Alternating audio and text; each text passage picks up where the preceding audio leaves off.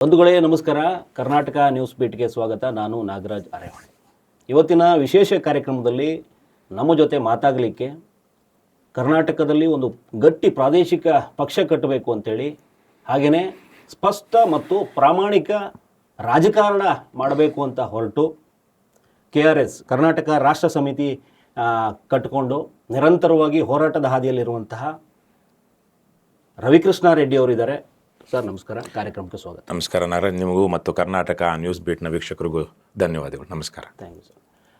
ನಿಮ್ಮ ಪಕ್ಷದ ಲೆಕ್ಕಕ್ಕೆ ಹೋದರೆ ಪ್ರಾಮಾಣಿಕ ಸ್ಪಷ್ಟ ರಾಜಕಾರಣದ ಉದ್ದೇಶ ಹೊತ್ತು ನಾವು ಬರ್ತಾ ಇದ್ದೀವಿ ಅಂತ ಒಂದು ಸಂದೇಶ ಕೊಟ್ಟರೆ ಸಾಧ್ಯನಾ ಸರ್? ಸ್ವಚ್ಛ, ಪ್ರಾಮಾಣಿಕ, ಜನಪರ ರಾಜಕಾರಣ, ಅದು ನಮ್ಮ ಅಂಡರ್ಲೈನ್. ಸಾಧ್ಯ ಇದೆ. ಈಗ ನಾವು ಆಲ್ರೆಡಿ ಒಂದಷ್ಟು ಮಟ್ಟಿಗೆ ಯಶಸ್ಸು ಸಾಧಿಸಿದ್ದೀವಿ. ನಂಬದೇ ಇರೋ ಕಾಲದಲ್ಲಿ ನಾವಿದ್ದೀವಿ. ಅಂದ್ರೆ ಸಮಾಜ ಹಂಗಿದೆ, ಸತ್ಯಗಳು ಬೇರೆ ಬೇರೆ ಆಯಾಮಗಳನ್ನ ಪಡ್ಕೊಂಡು ದಿಕ್ಕು ದೆಸೆ ಇಲ್ಲದೆ ಅಲಿತಿರುವಂತಹ, ಅಂದ್ರೆ ಸತ್ಯದ ಬದಲಿಗೆ ಸುಳ್ಳುಗಳೇ ಮೆರೆದಾಡ್ತಿರುವಂತಹ ಕಾಲಘಟ್ಟದಲ್ಲಿ ನಾವಿದ್ದೀವಿ. ಪ್ರಾಮಾಣಿಕವಾಗಿದ್ದೀವಿ, ಪ್ರಾಮಾಣಿಕವಾದ ರಾಜಕೀಯ ಮಾಡ್ತೀವಿ, ಸ್ಪಷ್ಟ ರಾಜಕಾರಣ ಕೊಡ್ತೀವಿ ಅಂದ್ರೆ ಕರ್ನಾಟಕ ರಾಜ್ಯ ಅಷ್ಟು ಬೇಗ ನಿಮ್ಮನ್ನ ಅಪ್ಕೊಳ್ಳುತ್ತಾ? ಅಷ್ಟು ಬೇಗ ನಮ್ಮನ್ನೇ ಆಗಲಿ ಬೇರೆ ಯಾರನ್ನಾಗಲಿ ಅಪ್ಕೊಳ್ಳೋಂಗಿದ್ದಿದ್ರೆ ಇಷ್ಟೊತ್ತಿಗೆ ಬದಲಾಗಿರ್ಬೇಕಾಗಿತ್ತಲ್ವಾ, ಅಥವಾ ನಾವು ಬೆಳೆದಿರಬೇಕಾಗಿತ್ತು. ಸೊ ಜನ ಬಹಳ ಸಂದರ್ಭಗಳಲ್ಲಿ ಅವ್ರಿಗೆ ಮೋಸ ಮಾಡಲಾಗಿದೆ, ಅವ್ರಿಗೆ ವಿಶ್ವಾಸದ್ರೋಹ ಮಾಡಲಾಗಿದೆ. ಅನೇಕ ರಾಜಕಾರಣಿಗಳು ಕರ್ನಾಟಕದಲ್ಲಿ ಬಂದಂಥವ್ರು ಅಥವಾ ಬೇರೆ ಯಾವುದೇ ರಾಜ್ಯದಲ್ಲಿ ದೇಶದಲ್ಲಾಗಲಿ ರಾಜಕಾರಣಿಗಳು ಒಂದು ಹಂತ ಆದಮೇಲೆ ಭ್ರಷ್ಟರು, ಅಪ್ರಾಮಾಣಿಕರು, ಸುಳ್ಳರು ಆಗ್ಬಿಡ್ತಾರೆ. ಕಾಲ, ಯಾಕಂದರೆ in democracy people get the leaders they deserve ಅಂತ ಒಂದು ಮಾತಿದೆ. ಜನರ ಆವತ್ತಿನ ಯೋಗ್ಯತೆಗೆ ತಕ್ಕಂತೆ ಆವತ್ತಿನ ನಾಯಕರು ಸಿಗ್ತಾರೆ ಅಂತ. ಸೊ ಜನರು ಒಂದು ಸ್ವಲ್ಪ ಕಾಂಪ್ಲಸೆಂಟು, ಅಂದರೆ ಸ್ವಲ್ಪ ಮೈ ಮರಿತಾರೆ. ಅಂಥ ಸಂದರ್ಭದಲ್ಲಿ ದುರುಪಯೋಗ ಪಡಿಸ್ಕೊಳ್ಳೋರು ಬರ್ತಾರೆ. ಹಾಗಾಗಿ ಈಗ ಇತ್ತೀಚಿನ ದಶಕಗಳಂತೂ ಕರ್ನಾಟಕದಲ್ಲಿ 4-5 ದಶಕಗಳಿಂದ ಆ ತರಹದ ಮೋಸ, ವಂಚನೆಗೊಳಗಾಗಿದ್ದಂತಹ ಪ್ರಸಂಗಗಳು ಅಥವಾ ಅನುಭವಗಳು ಜಾಸ್ತಿ ಆದ ಕಾರಣಕ್ಕೆ ನಮ್ಮ ಪರೀಕ್ಷೆ ಬಹಳ ದೀರ್ಘಕಾಲ ನಡೀತಾ ಇದೆ. ಈಗ ನಾವೊಂದು ಪಕ್ಷ ಸ್ಥಾಪನೆಯಾಗಿ ಒಂದು 6 ವರ್ಷಗಳಲ್ಲಿ ನಾವು ಹಾಗೆ ನೋಡಿದ್ರೆ ಸಾಕಷ್ಟು ಪರೀಕ್ಷೆಗೆ ಒಳಪಟ್ಟಿದ್ದೇವೆ. ಅದರಲ್ಲಿ ಈಗ ಉತ್ತೀರ್ಣರು ಆಗ್ತಾ ಇದ್ದೀವಿ. ಜನ ನಮ್ಮನ್ನು ನಂಬುತ್ತಿರುವಂತಹ ಅಥವಾ ನಮ್ಮನ್ನು ಒಪ್ಕೊಳ್ತಿರುವಂತಹ ಇದೇನದು ಆ ಒಂದು ಅಂಶ ಅಥವಾ ಒಂದು ಸಂಖ್ಯೆ ಜಾಸ್ತಿ ಆಗ್ತಿದೆ. ಈಗ ಇದೇ ನಿಟ್ಟಲ್ಲಿ ಆಮ್ ಆದ್ಮಿ ಪಾರ್ಟಿ ಹುಟ್ಕೋತು, ನಾವು ಸ್ಪಷ್ಟ ರಾಜಕಾರಣ ಕೊಡ್ತೀವಿ, ಈಗಿರುವ ಪಕ್ಷಗಳಿಗಿಂತ ನಾವು ಭಿನ್ನವಾಗಿ ಗುರುತಿಸ್ಕೋತೀವಿ ಅಂತ ಬಂತು. ಅಬಕಾರಿ ನೀತಿ, ಹೊಸ ನೀತಿ ಅಡಿ ಅವರು ಹಗರಣಗಳ ಮೇಲೆ ಹಗರಣ ಮಾಡಿಕೊಂಡ್ರು ಅನ್ನುವಂಥದ್ದು, ಜೈಲು ಶಿಕ್ಷೆ ಎಲ್ಲ ಅನುಭವಿಸಿ ಬಂದರು. ಇಂಥ ಹಾದಿಯಲ್ಲಿ ನಿಮ್ಮ ರಾಜಕೀಯ ಸೂಕ್ತ ದಾರಿಯಲ್ಲಿ ಇರುತ್ತೆ ಅಂತ ಅನ್ಸುತ್ತಾ? ನೋಡಿ, ಆಮ್ ಆದ್ಮಿ ಪಕ್ಷ, ನಾನು ಅದರಲ್ಲಿ ಅವರು ಪಕ್ಷ ಸ್ಥಾಪನೆ ಆದ ಸುಮಾರು 1 ವರ್ಷಕ್ಕೆ ಅನಿವಾರ್ಯ ಕಾರಣಗಳಿಂದಾಗಿ ನಾನು ಲೋಕಸತ್ತಾ ಪಕ್ಷದಿಂದ ಆಮ್ ಆದ್ಮಿ ಪಕ್ಷ ಸೇರಿದ್ದು. ನಾನು ಅಲ್ಲಿ ಚುನಾವಣೆ ಮಾಡೋದಿಲ್ಲ, ಚುನಾವಣೆಗೆ ನಿಲ್ಲೋದಿಲ್ಲ, ಸಂಘಟನೆ ತೊಡ್ಕೊಳ್ತೀನಿ ಅಂದ್ರೂ 2014 ನರೇಂದ್ರ ಮೋದಿ ಪ್ರಧಾನಮಂತ್ರಿ ಆದರು. ಆ ಚುನಾವಣೆಯಲ್ಲಿ ನನಗೆ ಒಂದು ರೀತಿಯಲ್ಲಿ ಬಲವಂತವಾಗಿ ಬೆಂಗಳೂರು ಗ್ರಾಮಾಂತರ ಲೋಕಸಭಾ ಚುನಾವಣೆಗೆ ನಿಲ್ಲಿಸಲಾಯಿತು. ನಾನು ಒಳ್ಳೆ ಫೈಟ್ ಕೊಟ್ವಿ, ನಾವೆಲ್ಲ ಪ್ರಚಾರ ಚೆನ್ನಾಗಿ ಮಾಡಿದ್ವಿ. ದೊಡ್ಡ DK ಶಿವಕುಮಾರ್, SR ಹಿರೇಮಠ ಎಲ್ಲ ಬಂದಾಗ ಹಲ್ಲೆ ಆಯಿತು ನಮ್ಮ ಮೇಲೆ, ಎಲ್ಲಿ ಹಾರೋಹಳ್ಳಿಲಿ ಮತ್ತು ಒಂದಷ್ಟು ಕನಕಪುರದಲ್ಲೂ ಅಲ್ಲೇ ಥರದ ವಾತಾವರಣ ನಿರ್ಮಾಣ ಆಯಿತು. ಆದರೆ 8 ವಿಧಾನಸಭಾ ಕ್ಷೇತ್ರಗಳಲ್ಲಿ ಓಡಾಡಿ, ನಮ್ಮದೇ ಸ್ವಕ್ಷೇತ್ರ ಆನೇಕಲ್ ತಾಲೂಕಿನಲ್ಲೆಲ್ಲ ಓಡಾಡಿ ನಾವು ಒಂದಷ್ಟು ಮಾಡಿದ್ವಿ. ಆವಾಗ ಆ ಪಕ್ಷಕ್ಕೆ ದೊಡ್ಡ ಯೋಗೇಂದ್ರ ಯಾದವ್ ಅವರಿಂದ ಹೇಳ್ಕೊಂಡು ಪ್ರಶಾಂತ್ ಭೂಷಣ್ ತನಕ ಇದ್ದರು, ಒಂದಷ್ಟು ಹಿರಿಯರು ಮಾರ್ಗದರ್ಶನ ಮಾಡ್ತಾಯಿದ್ರು. ಜನರಿಂದಲೇ ದೇಣಿಗೆ ಸಂಗ್ರಹಿಸಲಾಗ್ತಾ ಇತ್ತು. ಕಾಲಾನಂತರದಲ್ಲಿ ಅವರು ಅಧಿಕಾರಕ್ಕೆ ಬಂದ ಮೇಲೆ ಕೆಲವೊಂದು ಸಂದರ್ಭಗಳಲ್ಲಿ ಆಮ್ ಆದ್ಮಿ ಪಕ್ಷಕ್ಕೆ ಯಾರು ದೇಣಿಗೆ ಕೊಡ್ತಾ ಇರೋ ದೊಡ್ಡ HNI ಅಂತಾರೆ, ಹೈ ನೆಟ್ವರ್ತ್ ಇಂಡಿವಿಜುವಲ್ಸ್ ಅಂತ, ಅಂದರೆ ಕೋಟ್ಯಾಧಿಪತಿಗಳು, ಲಕ್ಷಗಳಲ್ಲೋ ಕೋಟಿಗಳಲ್ಲೋ ಆಮ್ ಆದ್ಮಿ ಪಾರ್ಟಿ ಕೊಟ್ಟಾಗ ಕೊಟ್ಟವರ ಮೇಲೆ ದಾಳಿ ಮಾಡುವಂತಹ ED ಅಥವಾ IT ಅನ್ನು ಬಿಡುವಂತಹ ಒಂದು ಕೆಲಸವನ್ನು BJP ಸರ್ಕಾರ ಮಾಡ್ತು. ಅದರಿಂದಾಗಿ ಆಮ್ ಆದ್ಮಿ ಪಕ್ಷದವ್ರು ಏನು ಮಾಡಿದ್ರು, ಆ ಪಾರದರ್ಶಕತೆಯನ್ನು ಕಳ್ಕೊಂಡ್ರು. ಅವರು ದೊಡ್ಡವರಿಂದನೇ ದುಡ್ಡನ್ನು, ಅಂದರೆ ಬಹಿರಂಗ ಮಾಡದೆ ತಗೊಳ್ಳುವಂತಹ ಕ್ರಿಯೆಗೆ ಹೋದ್ರು. ಆಮೇಲೆ ಏನೇನೋ ಬೇರೆ ಬೇರೆ ಕಾರಣಕ್ಕಾಗಿ ಅವರಲ್ಲೊಂದು ಪಾರದರ್ಶಕತೆ ಹೋಗ್ಬಿಡ್ತು. ಅವ್ರವ್ರು ಮಾಡ್ಕೊಂಡು ಸ್ವಯಂಕೃತ ಅಪರಾಧ, ಅನಿವಾರ್ಯತೆ ಸೃಷ್ಟಿ ಅಂತ ನಾನು ಅನ್ನೋದಿಲ್ಲ. ಎದುರಿಸ್ಬೇಕು, ಇರೋದು ನಮಗೆ ಈ ಥರಕ್ಕಾಗಲಿಲ್ಲ ಅಂದರೆ ನಾವು ದಾರಿ ಯಾಕೆ ತಪ್ಪಬೇಕು? ಸೊ ಅವರು, ನಾನು ಆ ಪಕ್ಷದಲ್ಲಿ ಸೇರೋದಕ್ಕೆ ಮೊದಲೇ ಲೋಕಸತ್ತಾದಲ್ಲಿ ಇದ್ದಾಗಲೇ ಆಮ್ ಆದ್ಮಿ ಪಕ್ಷಕ್ಕೆ ಡೊನೇಷನ್ ಮಾಡಿ ಅಂತ ವರ್ತಮಾನ.com ಅಂತ ಒಂದು ವೆಬ್ಸೈಟ್ ನಡೆಸ್ತಾ ಇದ್ದೆ. ಅದರಲ್ಲಿ ಒಂದು ಆರ್ಟಿಕಲ್ ಬರೆದು, ನಾನು ಇವತ್ತು ಲೋಕಸತ್ತಾ ಪಕ್ಷದ ಸದಸ್ಯ ಆದ್ರೂ ನಾನು ಆಮ್ ಆದ್ಮಿ ಪಕ್ಷಕ್ಕೆ ಇವತ್ತು ಡೊನೇಷನ್ ಕೊಡ್ತಾ ಇದ್ದೀನಿ ಅಂತೇಳಿ ಡೊನೇಷನ್ ಕೊಟ್ಟು ಜನರನ್ನು ಪ್ರೇರೇಪಿಸಿದೆ. ನನ್ನ ಮಿತಿಯಲ್ಲಿ ಕಾಲಮಾನದ 2013-14ರಲ್ಲಿ ನಾನು ಸ್ಪಷ್ಟವಾಗಿ ಹೇಳ್ಬೇಕಂದ್ರೆ 13 ನವೆಂಬರಲ್ಲಿ ಅಲ್ಲಿ ಡೆಲ್ಲಿನಲ್ಲಿ ಅವ್ರು ಮೊದಲ ಸಲ ಚುನಾವಣೆ ಗೆದ್ದು ಬರ್ತಾರಲ್ವ, ಆ ಚುನಾವಣೆಗೆ ನಿಂತ ಸಂದರ್ಭದಲ್ಲಿ. ಆದರೆ ಅದು ತದನಂತರದಲ್ಲಿ ಅವತ್ತು ನಮ್ಮ ಹೆಸರು ಸಮೇತವಾಗಿ ವೆಬ್ಸೈಟಲ್ಲಿ ಬರೋದು, ರವಿ ಕೃಷ್ಣಾರೆಡ್ಡಿ ಇಂಥ ದಿವಸ ಇಷ್ಟು ಹಣ ಕೊಟ್ಟಿದ್ದಾರೆ, ಇದು ರೆಫರೆನ್ಸ್ ನಂಬರ್ ಅಂತ. ಅಷ್ಟು ಪಾರದರ್ಶಕವಾಗಿತ್ತು. ಈ ಥರ ಮಾಡೋದಕ್ಕೆ ಕಾಲಿಲ್ಲ ಅಂದರೆ ಯಾಕೆ ಮಾಡಬೇಕು? ಅಲ್ಲ, ಈಗ ನೀವು ಏಕಾಏಕಿ ಆಮ್ ಆದ್ಮಿ ಪಾರ್ಟಿಯಿಂದ ಎದ್ದು ಬರ್ತೀರಲ್ಲ, ಏನು ಕಾರಣ ಆಯ್ತು? ಅದು ಆವತ್ತು ಒಂದು 12-13 ಜನ ನಾವು ಸಹ ಸಂಚಾಲಕರು ಅಂತ ಇನ್ನೊಬ್ರು ಇದ್ರು.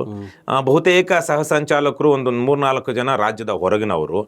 ಆಮೇಲೆ ಇಲ್ಲಿದ್ದಂಥವ್ರು ಅಷ್ಟು ಏನು ನಾಯಕತ್ವ ಗುಣ ಆಗಲಿ, ಸಾಮಾಜಿಕ ರಾಜಕೀಯ ಹೋರಾಟಗಳಲ್ಲಿ ತೊಡಸ್ಕೊಂಡವರಾಗಲಿ ಆಗಿರಲಿಲ್ಲ. ಹಾಗಾಗಿ ಎಲ್ರಿಗಿಂತ ಹೆಚ್ಚು ನಾನೇ ಕಾಣಿಸ್ಕೊಳ್ತಾ ಇದ್ದೆ. ಒಂದು ರೀತಿಯಲ್ಲಿ ಸಮಾಜ ನನ್ನನ್ನೇ ರಾಜ್ಯದ ಜನ ಇದು ಆಮ್ ಆದ್ಮಿ ಪಕ್ಷದ ನಾಯಕ ಅಂತ ಗುರುತಿಸ್ತಾ ಇದ್ರು. ಪ್ರಾದೇಶಿಕವಾಗಿ ಬೇರೆ ಗಟ್ಟಿ ಜನ ಇರಲಿಲ್ಲ. ಆದರೆ ಅದು ಮೂಲ ನಿವಾಸಿಗಳಿಗೆ ಅದು ಸ್ವಲ್ಪ ಕಸಿವಿಸಿ ಆಗ್ತಾ ಇತ್ತು. ಹಾಗಾಗಿ ಅವರು ಕೆಲವೊಂದು ನಿರ್ಧಾರಗಳನ್ನ, ರಾಜಕೀಯ ತಪ್ಪು ನಿರ್ಧಾರಗಳನ್ನ ತಗೊಳ್ತಾನೆ ಬಂದರು. ನನ್ನ ಬಲವನ್ನು ಕುಣಿಸೋದಕ್ಕೇನೆಲ್ಲ ಮಾಡ್ಬೋದು, ಮಾಮೂಲಿ ಸಣ್ಣ ಮನುಷ್ಯರು ಇರುವಂಥ ಸಂದರ್ಭಗಳಲ್ಲಿ ಆಗುವಂಥ ವಿಚಾರಗಳು ನಡೆದ್ವು. ಆಗ ಯಾವುದೋ ಒಂದು ಸಭೆಯಲ್ಲಿ ಭಾಗವಹಿಸಿದೆ ಅಂತೇಳಿ ನನ್ನನ್ನು ರಾಜ್ಯ ಸಮಿತಿಯಿಂದನೇ ತೆಗೆಯುವಂತಹ ಒಂದು ನಿರ್ಧಾರವನ್ನು ತೆಗೆದುಕೊಂಡ್ರು. ಅದಾದ್ಮೇಲೆ ನಾನು 3 ತಿಂಗಳು ನಮಗೂ ಅವ್ರಿಗೂ ಒಂದಷ್ಟು ಪತ್ರ ವ್ಯವಹಾರಗಳು ನಡೀತು. ಕೊನೆಗೆ ಇದಾಗೋದಿಲ್ಲ ಅಂತೇಳಿ 2016 ನವೆಂಬರ್ನಲ್ಲಿ ನಾನು ಆ ಪಕ್ಷಕ್ಕೆ ಅಧಿಕೃತವಾಗಿ ರಾಜೀನಾಮೆ ಕೊಟ್ಟು ಬಂದೆ. ಅದಕ್ಕಿಂತ ಒಂದು 3 ತಿಂಗಳ ಮುಂದೆ 2016 ಜೂನ್ನಲ್ಲಿಯೇ ಜುಲೈಯಲ್ಲಿ ನಾವು ಒಂದಷ್ಟು ಸಮಾನ ಮನಸ್ಕರು ಸೇರಿ ಲಂಚಮುಕ್ತ ಕರ್ನಾಟಕ ನಿರ್ಮಾಣ ವೇದಿಕೆ ಅಂತ ಮಾಡಿಕೊಂಡು ಅದ್ರ ಮೂಲಕ ಮುಂದಿನ 3 ವರ್ಷಗಳ ಕಾಲ ನಾನು ಸಕ್ರಿಯವಾಗಿ ಸಾಮಾಜಿಕ ಮತ್ತು ರಾಜಕೀಯ ಚಟುವಟಿಕೆಗಳಲ್ಲಿ ತೊಡಗಿಸ್ಕೊಂಡೆ. ಸೊ ಅವರು ನನ್ನನ್ನು ಅಲ್ಲಿ ಭರಿಸಲಾರದೆ ತಳ್ಳಿದ್ದೆ ಹೊರತು ನಾನು ಬಿದ್ದು ಬಂದಿದ್ದಲ್ಲ. ಸರ್, ಈ ಹೋರಾಟದ ಬದುಕಲ್ಲಿ ನೀವು ಒಂದಷ್ಟು ಹೋರಾಟ ಮಾಡಬೇಕಾಗುತ್ತೆ, ಈ ಸಮಾಜನ ಕಟ್ಟುವಲ್ಲಿ ನನ್ನ ಪಾತ್ರನೂ ಇರಲಿ ಅಂತ ಹೋರಾಟದ ಬದುಕಿಗೆ ಬಂದವರು. ನಿಮಗೆ ರಾಜಕೀಯ ಮತ್ತು ರಾಜಕಾರಣ ಅನಿವಾರ್ಯತೆ ಯಾಕಾಯಿತು ಮತ್ತು ಏನು ಸೃಷ್ಟಿಯಾಗಿದೆ ಎಲ್ಲಿಂದ? ಅದು ನೋಡಿ, ನಾವು ಚಿಕ್ಕವರಿದ್ದಾಗ ನಾವು ಗಮನಿಸಿದಾಗೆ ದೇಶಕ್ಕೆ ಪ್ರಜಾಪ್ರಭುತ್ವ ಬಂದಿತ್ತು. ಆಗ ಎಮರ್ಜೆನ್ಸಿ ಮುಗಿದಿತ್ತು. ಒಂದು ರೀತಿಯಲ್ಲಿ ಸಮಾಜದಲ್ಲಿ ಹಕ್ಕುಗಳ ಬಗ್ಗೆ ಇವೆಲ್ಲ ಒಂದು ಪ್ರಜ್ಞೆ ಮೂಡ್ತಿದ್ದಂತಹದ್ದು. ನಮಗಿಂತ ಹಿಂದೆ ಒಂದು 30-40 ವರ್ಷಗಳ ಹಿಂದೆ ನೆಹರು ಅಂತವರ ಕಾಲದಲ್ಲಿ ದೇಶದಲ್ಲಿ ಸಂಪತ್ತೇ ಇಲ್ಲದಂತಹ ಸಂದರ್ಭದಲ್ಲಿ ನೆಹರು ಅವರು, ಲಾಲ್ ಬಹದ್ದೂರ್ ಶಾಸ್ತ್ರಿ ಅವ್ರ ತನಕ ಹೊಟ್ಟೆ ಬಟ್ಟೆ ಕಟ್ಟಿ ದೇಶವನ್ನು ಕಟ್ಟಿದ್ರು. ಪ್ರಜಾಪ್ರಭುತ್ವದ ಮೌಲ್ಯಗಳನ್ನು ಬಿತ್ತಿದ್ರು. ದೇಶವ್ಯಾಪಿಯಾಗಿ ಸಮಯಕ್ಕೆ ಸರಿಯಾಗಿ ಚುನಾವಣೆಗಳು ಆಗುವಾಗ ನಡ್ಕೊಳ್ತಿದ್ರು. ಇಂದಿರಾ ಗಾಂಧಿ ಅವರು ಬಂದ ಮೇಲೆ ಅದು ಭ್ರಷ್ಟಾಚಾರನೂ ಬಂತು, ಮತ್ತೆ ಒಂದು ರೀತಿಯ ಸರ್ವಾಧಿಕಾರನೂ ಬಂತು. ಅರಾಜಕತೆ ಬರಲಿಲ್ಲ, ಸರ್ವಾಧಿಕಾರನೂ ಬಂತು.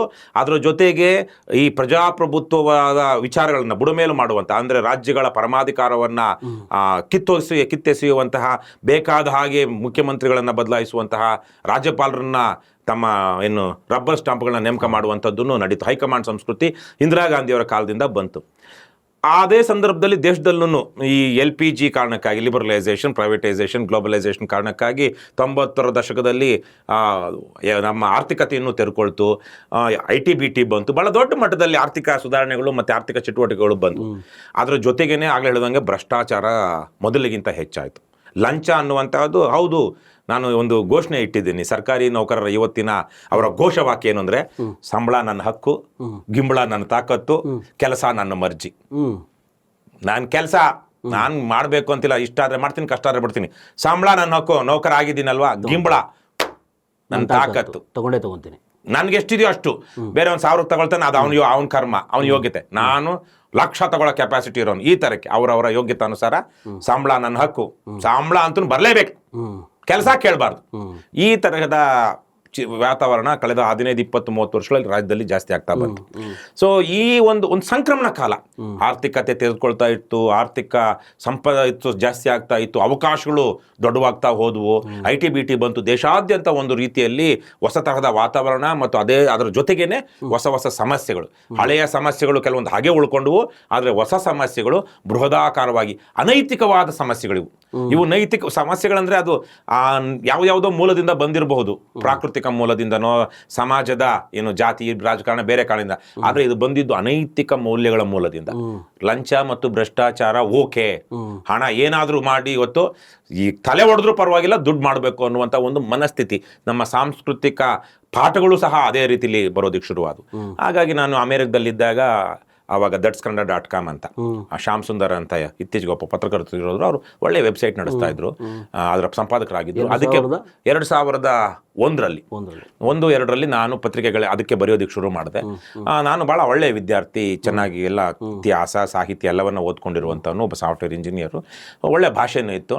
ಸೊ ಅಮೇರಿಕದಲ್ಲಿ 2004 ಮತ್ತು 5ರಲ್ಲಿ ಅಮೇರಿಕದ ದೊಡ್ಡ ಕನ್ನಡಕೂಟ KKNC ಅಂತ, ಕನ್ನಡ ಇನ್ನು ಈ ಸಿಲಿಕಾನ್ ವ್ಯಾಲಿ ಅಂತ ಇರಲ್ವಾ, ಅಲ್ಲಿರುವಂಥ ಕನ್ನಡಕೂಟ ಆಫ್ ನಾರ್ದರ್ನ್ ಕ್ಯಾಲಿಫೋರ್ನಿಯಾ, ಅದರ ಕಾರ್ಯದರ್ಶಿಯಾಗಿ 1 ವರ್ಷ, ಅದರ ಅಧ್ಯಕ್ಷನಾಗಿ 1 ವರ್ಷ ಕೆಲಸ ಮಾಡಿದ್ದೆ ವಿದೇಶದಲ್ಲೇ. ಆಮೇಲೆ ವಿಕ್ರಾಂತ ಕರ್ನಾಟಕ ಅಂತ ಒಂದು ಪತ್ರಿಕೆಯನ್ನು ಭಾರತದಲ್ಲಿ ಮಾಡಿದೆ. ಇವೆಲ್ಲ ಮಾಡ್ತಿರುವಾಗ ನಾನು ಲೇಖಕನಾಗಿ ನನ್ನ ಒಂದಷ್ಟು ಸ್ಪಷ್ಟ ಅಭಿಪ್ರಾಯಗಳನ್ನ ಮಂಡಿಸ್ತಾ ಹೋದೆ.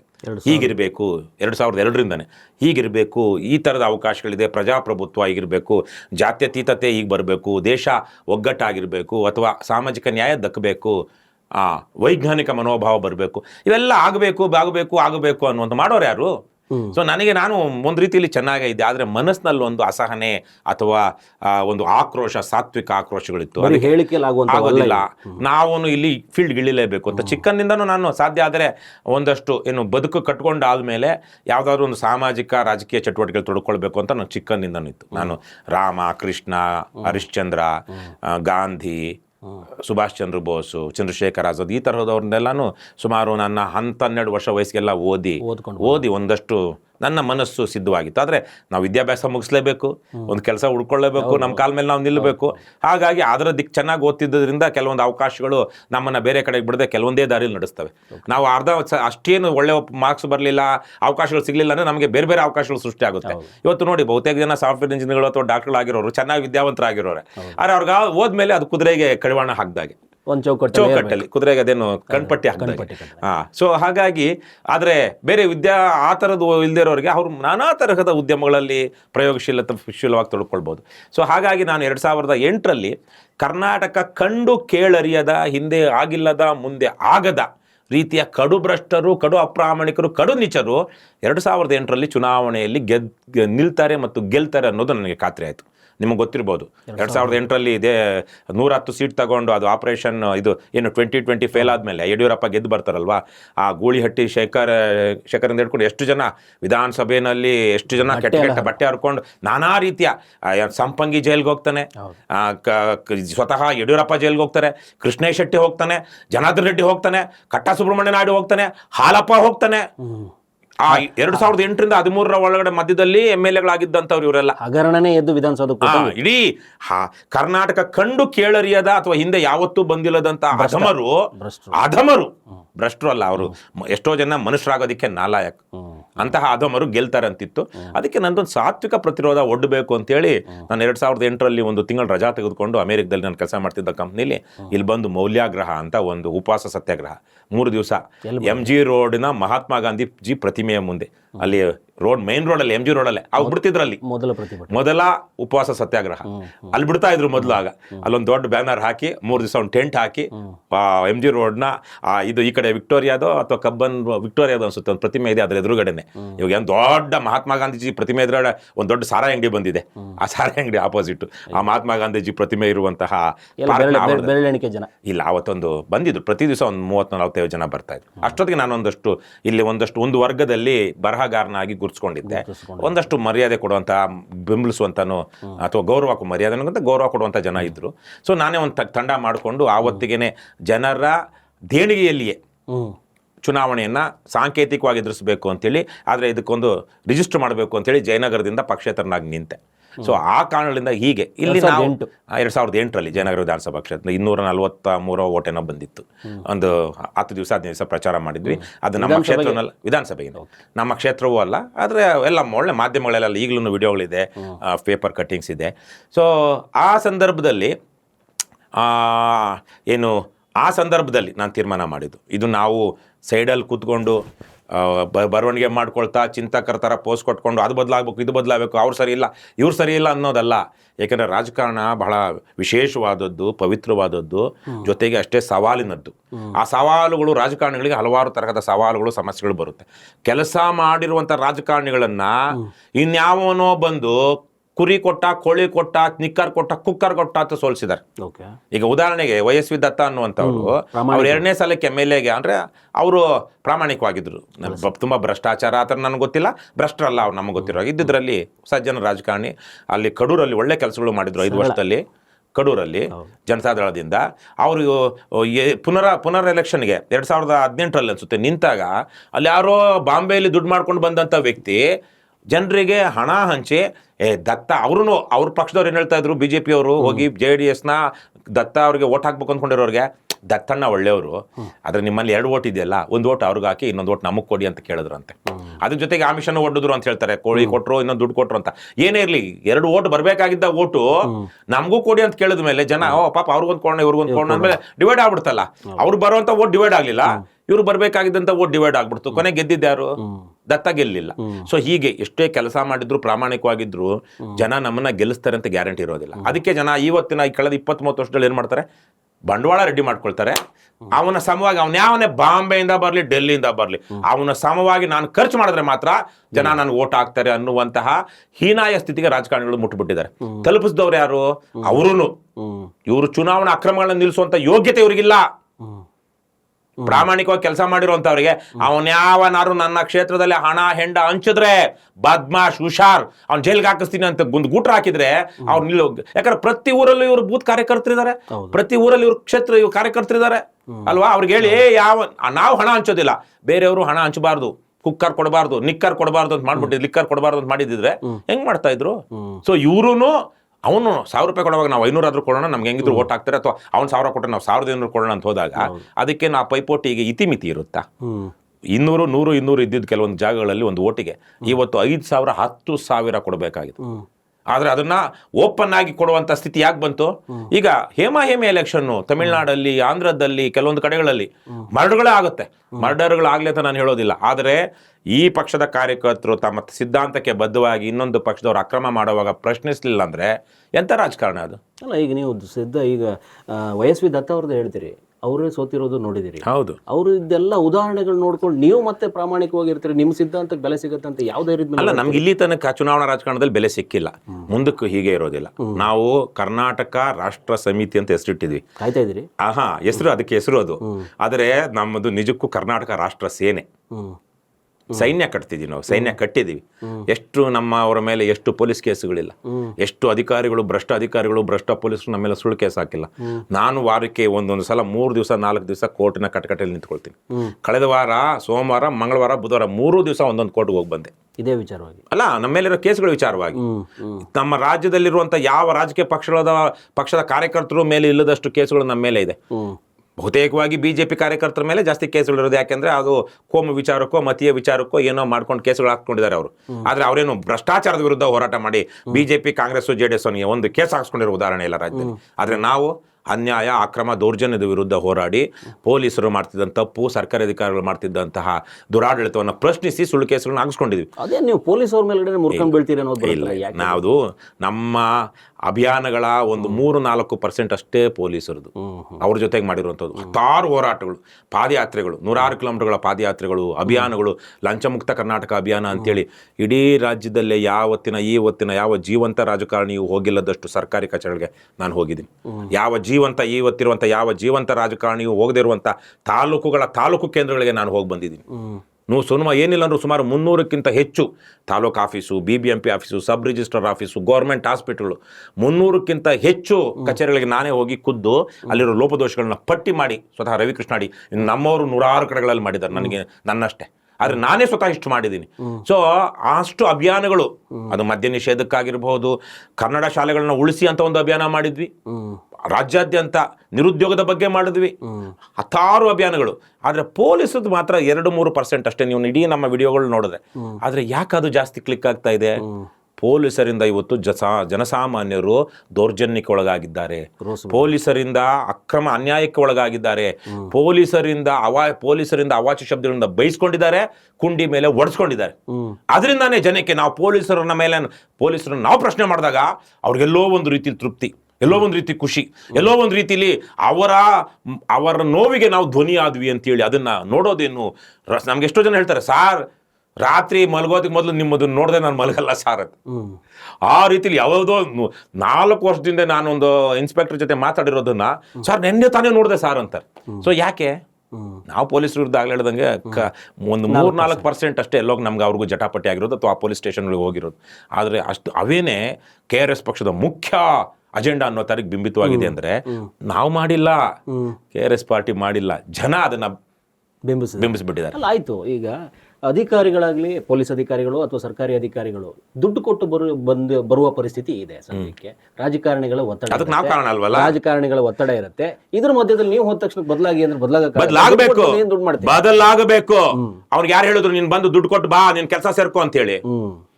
ಸರ್ಕಾರಿ ಕೆಲಸ ನಾವು ಓದ್ ತಗೊಳ್ಳೋವಾಗ ಏನ್ ಹೇಳ್ತಾನೆ, ನಾನು ದಕ್ಷತೆ ಮತ್ತು ಪ್ರಾಮಾಣಿಕತೆಯಿಂದ ಕೆಲಸ ಮಾಡ್ತೀನಿ, ರಾಜ್ಯದ ಸಾರ್ವಭೌಮತೆಯನ್ನೇ ತಿಳಿತೀನಿ, ಮತ್ತು ರಾಜ್ಯದ ಯಾವ್ದಾದ್ರು ಅದು ಕಾನ್ಫಿಡೆನ್ಷಿಯಲ್ ಆಗಿರುವಂತ ವಿಚಾರ, ಗೌಪ್ಯ ವಿಚಾರಗಳನ್ನ ನಾನು ಹೊರಗಿಡುವುದಿಲ್ಲ, ಸ್ವಂತಕ್ಕೆ ದುರ್ಬಳಕೆ ಮಾಡ್ಕೊಳ್ಳೋ ಇವೇ ತಾನೇ ಅವರು. ಪ್ರತಿಯೊಬ್ಬ ಸರ್ಕಾರಿ ಅಧಿಕಾರಿನೂ ಪ್ರಮಾಣ ವಚನ ತಗೊಳ್ಬೇಕಲ್ಲ. ತಗೊಳ್ಳೋವಾಗ ಅವ್ರ ಪ್ರಜ್ಞೆ ಇರ್ಲಿಲ್ವಾ, ನಾನು ಮಾಡೋದಿಕ್ಕಾಗೋದಿಲ್ಲ ಅಂತ? ಯಾಕೆ ಬರ್ಬೇಕು ಅವನು? ಅದೇನು ಅವನು ತಾನು ಬದುಕಿಗಾಗಿ ಬಂದಿರೋನು. ಯಾವುದೇ ಸರ್ಕಾರಿ ಅಧಿಕಾರಿ ಇವತ್ತು ಲಂಚ ತಗೊಳ್ತಿದ್ದಾನೆ ಅಂದ್ರೆ ಅವ್ನಿಗೆ ಯಾರು ಹುಡ್ಕೊಂಡು ಅವ್ನಿಗೆ ಕಾಲಿಗೆ ಬಿದ್ದು ಕರ್ಕೊಂಡು ಬಂದು ನೀನು ನಾಗಪ್ಪ ಅಂತ ಹೇಳಿಲ್ಲ. 1,00,000 ಜನರಲ್ಲಿ 1,000-2,000 ಜನರನ್ನು ಆಯ್ಕೆ ಮಾಡ್ಕೊಳ್ತಾ ಇದೀವಿ. ಇವತ್ತೊಂದು SDA FDA ಕರೆದ್ರೆ 2,000 ಹುದ್ದೆಗೆ 7 ಲಕ್ಷ ಜನ ಪರೀಕ್ಷೆ ಬರೀತಾರೆ. 7 ಲಕ್ಷ ಜನರಲ್ಲಿ 2,000 ಜನನೇ ಯಾಕೆ ಆಯ್ಕೆ ಮಾಡ್ಕೊಂಡಿದ್ದೀವಿ? ಬೇರೆ ಬೇರೆ ಮೀಸಲಾತಿ ಅವೆಲ್ಲ ಪರಿಗಣಿಸಿ ಅದರಲ್ಲಿ ಯಾರು ಉತ್ತಮರು ಅನ್ನೋದನ್ನ ನೋಡಿ ತಗೊಂಡಿದ್ದೀವಿ.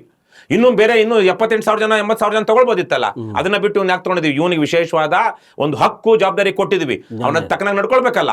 ಅವ್ನು ದುಡ್ಡು ಕೊಟ್ಟು ಬಂದಿರೋದಕ್ಕೆ ದುಡ್ಡು ಕೊಡೋವಾಗ್ಲೇ ಅವನು ದುಡ್ಡು ಯಾವನ್ ತಗೊಳ್ತಿದ್ನೋ ಬದ್ಮಾಶ್ ಅವನ ಮೇಲೆ ಕಂಪ್ಲೇಂಟ್ ಮಾಡಿ ಅವ್ನ ಅರೆಸ್ಟ್ ಮಾಡಿಸಿದಾರ? ಅವನು ದುಡ್ಡು ಕೊಟ್ಟು ಬಂದಿದ್ದಾನೆ ಅನ್ನೋದು ನಾವು ಅವನಿಗೆ ಕರುಣೆ ತೋರಿಸೋದಿಕ್ಕೆ. ಇವತ್ತು ಸರಿ, ಡಾಕ್ಟ್ರು 1 ಕೋಟಿ 2 ಕೋಟಿ ಖರ್ಚು ಮಾಡಿ ಇವತ್ತು ಬರ್ತಿದ್ದಾನೆ. ಅಂದರೆ ಅವರು ಪ್ರೈವೇಟಲ್ಲಿ ಸೀಟ್ ತೊಗೊಂಡು ಬರ್ತಿದ್ದಾರೆ.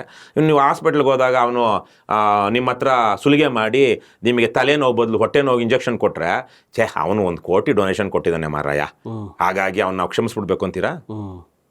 ಅಲ್ಲ, ವೈದ್ಯಕೀಯ ಲೋಕದಲ್ಲಿ ಏನು ಇಲ್ವಾ ಈಗ? ಅಲ್ಲಲ್ಲ, ಅಪಭ್ರಂಶಗಳು ದಿನನಿತ್ಯ ನಡೀತಾರೆ. ಅದಿರಬಹುದು, ಆದರೆ ನೀವು ಕ್ಷಮಿಸ್ತೀರಾ? ಅಸಾಧ್ಯ. ಅವನು ಯಾರಾದ್ರೂ ಹೇಳಿದ್ರೆ ಇಲ್ಲ ಇವನು ಫ್ರೀ ಸೀಟ್ ಅಲ್ಲ, ಇವನು ಡೊನೇಷನ್ ಸೀಟು, ಹಾಗಾಗಿ ಅವನು ತಲೆನೋವು ಬದಲು ಹೊಟ್ಟೆ ನೋವು ಇಂಜೆಕ್ಷನ್ ಕೊಟ್ಟಿದ್ದಾನೆ, ಕ್ಷಮಿಸ್ತೀರಾ? ಕೇಸ್ ಹಾಕಲ್ವಾ? ಶಿಕ್ಷೆ ಆಗೋಂಗೋಡು ಅಟ್ಲೀಸ್ಟ್ ಹೋರಾಟನಾದ್ರೂ ಮಾಡ್ತಿರಲ್ವಾ? ಅದೇ ಸರ್ಕಾರಿ ನೌಕರ ಅವನು ಲಂಚ ಕೊಟ್ಟು ಬಂದಿದ್ದಾನೆ ಅಂದ ಮಾತ್ರಕ್ಕೆ ಅವ್ನು ಮಾಡ್ಬೇಕಾಗಿರೋ ಕೆಲಸ ಅವ್ನು ಕೊಡ್ಲಿ, ಅವ್ನು ಬೇಕಾದ್ರೂ ಕೊಡ್ಲಿ, ಆದರೆ ಮೊದಲ ದಿವಸದಿಂದ ಅವನು ದಕ್ಷತೆ ಮತ್ತು ಪ್ರಾಮಾಣಿಕತೆ, ಆನೆಸ್ಟಿನೂ ಇರಬೇಕು, ಎಫಿಷಿಯೆಂಟ್ ಆಗಿ ಕಾಂಪಿಟೆಂಟ್ ಆಗಿ ಕೆಲಸ ಮಾಡಬೇಕು. ದಕ್ಷತೆ ಮತ್ತು ಅದು ಅವನ ಜವಾಬ್ದಾರಿ. ಅದನ್ನ ಬಿಟ್ಟು ಬೇರೆದ್ ಮಾಡ್ದ ಅಂದ್ರೆ ನಾವು ಪ್ರಶ್ನೆ ಮಾಡುವ. ಯಾಕಂದ್ರೆ ಸಂಬಳ ಕೊಡ್ತಿದೀವಿ ನಾವು, ಅವನು ಅಕ್ರಮದಿಂದ ಎಲ್ಲಾದ್ರೂ ಕೊಳ್ಳೆ ಹೊಡಿತಿರ್ಬಹುದು. ಪ್ರತಿ ತಿಂಗಳು ಅವನಿಗೆ ನೌಕರಿ ಭದ್ರತೆ ಮತ್ತು ಹಕ್ಕು, ಅಧಿಕಾರ, ಸಂಬಳ ಯಾರು ಕೊಡ್ತಿದ್ದಾರೆ? ಜನರು ಕೊಡ್ತಿದ್ದಾರೆ, ತೆರಿಗೆದಾರರು ಕೊಡ್ತಿದ್ದಾರೆ. ಹಾಗಾಗಿ ಅವ್ರನ್ನ ಕೇಳೋದು ನಮ್ಮ ಹಕ್ಕು, ಆಗಿರ್ಬೇಕಾಗಿರೋದು ಅವರ ಜವಾಬ್ದಾರಿ. ಇರೋದಕ್ಕಾಗಲ್ವಾ? Get them get out of the system. ಈಗ ಪ್ರತಿ ದಿನ KRS ಪಾರ್ಟಿಯವರು ಹೋಗಿ ಅಧಿಕಾರಿಗಳ ಅಥವಾ ಇವರ ಗಮನ ಸೆಳೆಯಕ್ಕೆ ಆಗೋದಿಲ್ಲ. ನೀವು ಒಂದು ದಿನ ಹೋಗಿ ಏನೋ ಒಂದು ಕೊಟ್ಟು ಒಂದು ಡೋಸ್ ಕೊಟ್ಬಿಟ್ಟು ಬರ್ತೀರಿ, ಮಾರನೇ ದಿನ ನೀವು ಇಲ್ಲದೆ ಇದ್ದಾಗ ಅದೇ ನಡೆಯುತ್ತೆ. ಇದು ಮೂಲ ಸರಿಯಾಗಬೇಕಾಗಿರೋದಿಲ್ಲ. ಜನರು ಬದಲಾಗಬೇಕು, ಮೌಲ್ಯಗಳನ್ನು ಕಟ್ಕೊಳ್ಬೇಕು. ಬಸವಣ್ಣ ಲಿಂಗವಿಹುದೇ ಪಶುವಿನ ತೊಡೆಯಲ್ಲಿ, ಲಿಂಗವಿರದೆ ಪಶುವಿನ ತೊಡೆಯಲ್ಲಿ, ಲಿಂಗವಿರದೆ ಏನು ಸೀಮೆಯ ಕಲ್ಲಿನಲ್ಲಿ ಅಂತ ಒಂದು ವಚನ ಹೇಳ್ತಾ, ಸತ್ಯ, ಸಹಜ, ಸದ್ಭಾವ, ಸದ್ವರ್ತನೆ ಇದ್ದೊಡೆ ಸದ್ಭಕ್ತ. ಬಸವಣ್ಣನ ಕಾಲದಲ್ಲಿ ಸಂವಿಧಾನ ಇರಲಿಲ್ಲ, ಪ್ರಜಾಪ್ರಭುತ್ವ ಇರಲಿಲ್ಲ, ಕಾನೂನಿನ ಭಯ ಇರಲಿಲ್ಲ, ಏನೋ ರಾಜ ಸುಂಕ ಇಷ್ಟು ಮಾತ್ರದ್ದು, ಮಾನವ ಹಕ್ಕುಗಳಿರಲಿಲ್ಲ. ಇವತ್ತು ನಾವು ಒಂದು ಪ್ರಜಾಪ್ರಭುತ್ವ ದೇಶ ಕಟ್ಕೊಂಡಿದ್ದೀವಿ. ಆ ದೇಶವನ್ನು ನಿಭಾಯಿಸೋದಕ್ಕೆ ಏನು ಸಂವಿಧಾನ ಅಂತಿದೆ, ಕಾನೂನುಗಳಿದೆ, ಕೋರ್ಟು, ಕಚೇರಿ, ಪೊಲೀಸು ಅಂತೆಲ್ಲ ಇದೆ. ಇವ್ಯಾವೂ ಇಲ್ಲದಂತಹ ದಿನಗಳಲ್ಲಿ ನಾವು ಇನ್ನೊಬ್ಬರನ್ನ ಹಿಂಸಿಸದೆ, ಇನ್ನೊಬ್ಬರನ್ನ ಕದಿಯದೆ, ಒಟ್ಟಲ್ಲಿ ಸಮಾಜದಲ್ಲಿ ಒಂದು ವಾತಾವರಣ, ಒಂದು ಶಾಂತಿಯುತ ಸೌಹಾರ್ದಯುತ ವಾತಾವರಣ ಇಟ್ಕೊಳ್ಬೇಕು ಅಂದ್ರೆ ನಾವು ಸದ್ಭಕ್ತರಾಗಿರ್ಬೇಕು ಅನ್ನುವಂಥ ಅರ್ಥದಲ್ಲಿ ನಾವು ನೋಡಬೇಕು. ಸತ್ಯ, ಸಹಜ, ಸದ್ಭಾವ, ಸದ್ವರ್ತನೆ, ಅದು ಕಾನೂನುಗಳಿಲ್ಲಂತ ಕಾಲದಲ್ಲಿ ಅವಿದ್ರೂ ಬದುಕಬಹುದಾಗಿತ್ತು ಎಲ್ಲರೂ. ಇವತ್ತು ಅವ್ಯಾವು ಇಲ್ಲದೇನು ಇರುವಂಥ ಒಂದು ವ್ಯವಸ್ಥೆಯನ್ನು ನಾವು ಕಟ್ಕೊಂಡಿದ್ದೀವಿ. ಹಾಗಂತೇಳಿ ಅದಿರಬಾರ್ದಾ? ಇರಬೇಕು. ಆ ಸದ್ಭಕ್ತರು ಅಂತ ಏನು ಹೇಳ್ತಾರೋ ಆ ಸದ್ಭಕ್ತರ ಜಾಗದಲ್ಲಿ ಸತ್ಪ್ರಜೆ ಅಂತ ಸೇರಿಸ್ಕೊಳ್ಬೇಕು ನಾವು. ಸತ್ಯ, ಸಹಜ, ಸದ್ಭಾವ, ಸದ್ವರ್ತನೆ ಇದ್ದೊಡೆ ಪ್ರಜಾಪ್ರಭುತ್ವದಲ್ಲಿ ನೀನು ಅರ್ಹ ಸತ್ಪ್ರಜೆ ಆಗ್ತೀಯ ಅಂತ. ಮೌಲ್ಯಗಳು ಜನರಲ್ಲಿ ಇವತ್ತು ಮೌಲ್ಯಗಳು ಕುಸಿದಿದೆ. ನಾನು ಹಲವಾರು ಸಂದರ್ಭಗಳಲ್ಲಿ ಹೇಳ್ತೀನಿ, ಈ ಕಳೆದ 20 ವರ್ಷದಲ್ಲಿ ಏನಾಗಿದೆ, ತಲೆ ಹೊಡೆದಿರೋರು, ತಲೆ ಹಿಡಿದಿರೋರು, ದುಡ್ಡು ಮಾಡಿರ್ತಾರಲ್ಲ, ಅವ್ನು ದುಡ್ಡು ಮಾಡ್ಬಿಟ್ಟ, ಹೆಂಗ್ ದುಡ್ಡು ಮಾಡ್ದ ನೋಡು, ಅವ್ನು ಹೆಂಗೆ ಬೆಳ್ಳಿ ಕಡ್ದ ನೋಡು, ಅವ್ನ ಹೆಂಡತಿ ಹಿಂಗ್ ಮೆರಿತಾಳೆ ನೋಡು, ಅವನ್ನೆಲ್ಲ ಆಸ್ತಿ ಮಾಡ್ದ ನೋಡು, ಅವ್ನ ಬಂಗ್ಲೆ ನೋಡು, ನೀನು ಇದೀಯಾ? ಇದು ಇವತ್ತಿನ ತಂದೆ ತಾಯಿಯಂದ್ರು ತಮ್ಮ ಮಕ್ಕಳಿಗೆ ಹೇಳ್ತಾ ಇರೋದು, ಏನಾದ್ರೂ ಮಾಡ್ರಿ, ನೀವು ನಂಗೆ ದುಡ್ಡು ಮಾಡ್ರಿ. ಈ ಸಂಸ್ಕೃತಿ ನಮ್ಮ ಮೌಲ್ಯಗಳು ಕೆಟ್ಟಾಗ ನೀವು ಅದೇನೋ ಬಯಸ್ತಿದ್ರಲ್ವಾ ಆಗುತ್ತಾ ಅಂತ. ಮೌಲ್ಯನೇ ಕಳ್ಕೊಂಡಿದ್ದೀರಿ ಅಂತ ಹೇಳೋ ಕಾಲಘಟ್ಟದಲ್ಲಿ ನೀವು ಪ್ರಾದೇಶಿಕ ಪಕ್ಷ ಗಟ್ಟಿಯಾಗಿ ನಿಲ್ಲಿಸ್ತೀನಿ ಅಂತ ಹೋಗ್ತಾ ಇದ್ದೀರಿ. ಆರೋಗ್ಯ ಕೆಟ್ಟಿದೆ ಅಂದಮೇಲೆ ಆರೋಗ್ಯ ಸುಧಾರಿಸ್ಕೋಬಾರ್ದು ಅಂತ ಏನಾದ್ರು ಇದೆಯಾ? ಇವತ್ತು ರಾಜಕೀಯದಲ್ಲಿ ಹಣ ಬೇಕು, ನಿಮ್ಮ ಹತ್ರ ಹಣ ಕ್ರೋಢೀಕರಣ ಎಲ್ಲಿಂದ ಇದೆ? ಇದು ಜನರ ದೇಣಿಗೆಯಲ್ಲಿ ನಡೆಯುವಂತಹದ್ದು. ನಾವು ಇವತ್ತಿನ ತನಕ ಇಡೀ ದೇಶದಲ್ಲೇ, ಕೇವಲ ಕರ್ನಾಟಕದಲ್ಲಿ ಮಾತ್ರ ಅಲ್ಲ, ಇಡೀ ದೇಶದಲ್ಲಿ ವಿಶಿಷ್ಟವಾದಂತಹ ಪಕ್ಷ ಕರ್ನಾಟಕ ರಾಷ್ಟ್ರ ಸಮಿತಿ ಪಕ್ಷ. ಸಂಪೂರ್ಣವಾಗಿ ಇಲ್ಲಿ ತನಕ ನಾವು ನಮ್ಮ ಎಲ್ಲ ಲೆಕ್ಕಪತ್ರಗಳನ್ನ ಪಾರದರ್ಶಕವಾಗಿ ಇಟ್ಟಿದ್ದೀವಿ. ಬಹುಶಃ ನಾಳೆ ನಾಡಿದ್ದು ನೀವು ನನ್ನ ಫೇಸ್ಬುಕ್ ನೋಡಿದ್ರೆ ಅಥವಾ ಈಗಲೂ ಹೋಗಿ KRS ಪಾರ್ಟಿ ಬ್ಯಾಲೆನ್ಸ್ ಶೀಟ್ ಅಂತ ಒಂದೇ ಪದ, KRS ಪಾರ್ಟಿ ಬ್ಯಾಲೆನ್ಸ್ ಶೀಟ್ ಒಂದೇ ಪದ ಹ್ಯಾಶ್ಟ್ಯಾಗ್ ಹಾಕಿದ್ರೆ ಕಳೆದ 4-5 ವರ್ಷಗಳ ಪ್ರತಿ ತಿಂಗಳ ಹಣದ ಲೆಕ್ಕ ನಿಮಗೆ ಸಿಗುತ್ತೆ. ಪ್ರತಿ ತಿಂಗಳ ಲೆಕ್ಕ. ಪ್ರತಿ ತಿಂಗಳು ಒಂದು 10ನೇ ತಾರೀಕಿನ ಸುಮಾರಿನಲ್ಲಿ, ಈಗ ಮಾರ್ಚ್ 10ನೇ ತಾರೀಕಿನ ಸುಮಾರಲ್ಲಿ, ಫೆಬ್ರವರಿ ತಿಂಗಳಿನಲ್ಲಿ ನಮ್ಮ ಅಕೌಂಟ್ಗೆ ಎಷ್ಟು ದುಡ್ಡು ಬಂತು, ಮೆಂಬರ್ಶಿಪ್ಪಿಂದ ಎಷ್ಟು ಬಂತು, ಡೊನೇಷನ್ನಿಂದ ಎಷ್ಟು ಬಂತು, ಮತ್ತೆ ನಾವು ಬಾಡಿಗೆ ಆಗಲಿ, ಪೆಟ್ರೋಲ್ ಆಗಲಿ ಅಥವಾ ನಮ್ಮ ಕಾರ್ಯಕ್ರಮಗಳಿಗಾಗಲಿ ಎಷ್ಟು ಖರ್ಚು ಮಾಡಿದ್ವಿ, ಇನ್ಶೂರೆನ್ಸ್ಗಾಗಲಿ, ಗಾಡಿಗಳ ಇನ್ಶೂರೆನ್ಸ್ ನಮ್ದೊಂದು 6-7 ಗಾಡಿಗಳಿದೆ ಜನರ ದೇಣಿಗೆ ತಗೊಂಡಿರುತ್ತೆ. ನಾವೆಲ್ಲ ಹಾಕಿ ನಾವು ಜನರ ದೇಣಿಗೆ ನಮ್ಮದು ಲಕ್ಷಾಂತರ ರೂಪಾಯಿ ನಾನು ಹಾಕಿದ್ದೀನಿ ನನ್ನ ಕೈಲಾದಷ್ಟು. ಸೊ ನಾವು ನಮ್ಮ ಕುಟುಂಬದಿಂದ. ಸೊ ಹಾಗಾಗಿ ಇವೆಲ್ಲ ನಿಮಗೆ ಮಾಹಿತಿ ಸಿಗುತ್ತೆ. ಪ್ರತಿ ವರ್ಷ ಇದು ರಾಜಕೀಯ ಪಕ್ಷವು ಪ್ರತಿ ವರ್ಷ ಚುನಾವಣಾ ಆಯೋಗಕ್ಕೆ ಲೆಕ್ಕಪತ್ರ ಸಲ್ಲಿಸಬೇಕು. ಪ್ರತಿ ವರ್ಷ IT ರಿಟರ್ನ್ಸ್ ಮಾಡಬೇಕು. ಅವು ಯಾವುದನ್ನು ಬಹಿರಂಗ ಮಾಡೋದಿಲ್ಲ. ನಾವು ಪ್ರತಿ ವರ್ಷ ಮಾಡ್ತಾ ಬಂದಿದ್ದೀವಿ. ಸೊ ಹಾಗಾಗಿ ಇವತ್ತು ಜನ ತೃಪ್ತಿ ತಿಮ್ಮಪ್ಪನ ಕೊಡ್ತಾರೆ, ಧರ್ಮಸ್ಥಳದ ಮಂಜುನಾಥನ್ ಕೊಡ್ತಾರೆ, KRS ಪಕ್ಷಕ್ಕೆ ಕೊಡಲ್ವಾ? ಚುನಾವಣೆಗೆ ಪ್ರಾಮಾಣಿಕರು ನಿಲ್ತಾರೆ ಅಂದ್ರೆ ಜನರೇನೋ ದರಿದ್ರ ಕಾಡಿಲ್ಲ, ಅವ್ರಿಗೆ ಜನ ಕೊಡ್ತಾರೆ. ಇವತ್ತು ನಮಗೂ ಅಷ್ಟೇ ಕೊಡ್ತಾ ಇದ್ದಾರೆ. ಪ್ರತಿ ತಿಂಗಳು ನಮಗೆ ಸರಾಸರಿಯಾಗಿ 2-3 ಲಕ್ಷ ಬರ್ತಾ ಇದೆ. ಲೆಕ್ಕ ಕೊಡ್ತಾ ಇದೀವಿ, ಖರ್ಚು ಮಾಡ್ತಾ ಇದೀವಿ, ಅಭಿಯಾನಗಳು ಮಾಡ್ತಾ ಇದೀವಿ, ಕೇಸ್ಗಳು ನಡೆಸ್ತಾ ಇದೀವಿ. ಇವತ್ತು ಇಡೀ ರಾಜ್ಯದಲ್ಲಿ ಬೇರೆ KRS ಪಾರ್ಟಿ ಬಿಟ್ಟರೆ ಬೇರೆ ಯಾವುದೇ JCB ಅಂತೀವಲ್ವಾ, JDS, ಕಾಂಗ್ರೆಸ್, BJP, ಯಾವುದೇ ಪಕ್ಷದ ಕಾರ್ಯಕರ್ತ ತಾಲೂಕು ಆಫೀಸ್ಗೆ ಹೋಗ್ಲಿ ಲಂಚ ಇಲ್ಲದೆ ಕೆಲಸ ಮಾಡಿಸ್ಕೊಂಡು ಬರೋ ಯೋಗ್ಯತೆ ಅವ್ರಿಗಿಲ್ಲ. ನಮ್ಮ ತಾಲೂಕಲ್ಲಿ, ನಾನು ಹುಟ್ಟು ಬೆಳೆದಂಥ ಆನೇಕಲ್ ತಾಲೂಕಲ್ಲಿ ಕಾಂಗ್ರೆಸ್ನವರು, BJP, JDSನವರು ಎಲ್ರಿಗೂ ನಾನು ನೆಂಟ. ಅವ್ರಿಗೆ ಯಾವ್ಯಾವುದೋ ಅನಾದಿ ಕಾಲದ ಸಂಬಂಧ. ನಾನು ರವಿಕೃಷ್ಣ ರೆಡ್ಡಿ ನನ್ನ ಕ್ಲಾಸ್ಮೇಟು, ರವಿಕೃಷ್ಣ ರೆಡ್ಡಿ ನನ್ನ ಮಾವನ ಮಗ, ರವಿಕೃಷ್ಣ ರೆಡ್ಡಿ ನನ್ನ ತಮ್ಮ, ರವಿಕೃಷ್ಣ ರೆಡ್ಡಿ ನನ್ನ ನೆಂಟ, ರವಿಕೃಷ್ಣ ರೆಡ್ಡಿ ನನ್ನ ಫ್ರೆಂಡು ಅಂದ್ಕೊಂಡು KRS ಪಕ್ಷದವ್ರು ನಾವು ಅಂದ್ಕೊಂಡು ಇದೇ ಕಾಂಗ್ರೆಸ್, BJP, JDS ಅವರು ತಾಲೂಕು ಆಫೀಸಲ್ಲಿ, ಗ್ರಾಮ ಪಂಚಾಯತ್ ಆಫೀಸಲ್ಲಿ, ನಾಡ ಕಚೇರಿలో ಕೆಲಸ ಮಾಡ್ಸ್ಕೊಂಡ್ ಬರ್ತಾ ಇದ್ದಾರೆ. ಕನಿಷ್ಠ ಅಂದ್ರೆ ಒಂದು 200 ಕೋಟಿ. ಇತ್ತೀಚೆಗೆ ಕೆಲವರು ಹೇಳ್ತಾ ಇದ್ರು, ಕನಿಷ್ಠ ಅಂದ್ರು ನಮ್ಮ ತಾಲೂಕಲ್ಲಿ ರವಿಕೃಷ್ಣ ರೆಡ್ಡಿ KRS ಪಾರ್ಟಿ ಹೆಸರು ಹೇಳಿ ತಾವು ಕೊಡಬೇಕಾಗಿದ್ದಂಥ ಕನಿಷ್ಠ 200 ಕೋಟಿ 200 ಕೋಟಿ ಲಂಚವನ್ನ ಜನ ಉಳಿಸ್ಕೊಂಡಿದ್ದಾರೆ ನಮ್ಮ ತಾಲೂಕಲ್ಲಿ ಅಂತ. ನಮ್ಮ ತಾಲೂಕಲ್ಲಿ ನನಗಿವತ್ತು ಗರ್ವ ಇದೆ, ಹೆಮ್ಮೆ ಇದೆ. ಇಡೀ ರಾಜ್ಯದಲ್ಲೇ ಇವತ್ತು ಲಂಚ ಕಡಿಮೆ ಆಗಿರುವ ಮೊದಲ ತಾಲೂಕು ಅಂದ್ರೆ ಆನೇಕಲ್ ತಾಲೂಕು. ಎಲ್ಲಿಂದನಾದ್ರು ಆರಂಭ ಆಗ್ಬೇಕಲ್ವಾ? ನೀವು ಹೇಳ್ತಾ ಇದ್ರಿ ಹೆಂಗ್ ಸಾಧ್ಯನಾ ಏನು ಅಂತ. KRS ಪಕ್ಷದವರು ಅಂದ್ರೆ ಅವ್ರು ಪ್ರಾಮಾಣಿಕವಾಗಿರ್ತಾರೆ, ಬಹುತೇಕವಾಗಿ ನ್ಯಾಯಬದ್ಧವಾದದನ್ನೇ ಕೇಳ್ತಾರೆ, ಸ್ವಲ್ಪ ಜೋರಾಗಿ ಕೇಳಬಹುದು. ಮತ್ತೆ ನಾವು ಮಾಡ್ಕೊಡ್ಲಿಲ್ಲ ಅಂದ್ರೆ ನಮ್ಗೆ ಅವಮಾನ ಮಾಡ್ತಾರೆ ಅನ್ನುವಂಥ ಭಯ ಇವತ್ತು ಸರ್ಕಾರಿ ವ್ಯವಸ್ಥೆಗೆ ಬಂದಿದೆ, ಬೇರೆ ಯಾರ ಬಗ್ಗೆನೂ ಬಂದಿಲ್ಲ.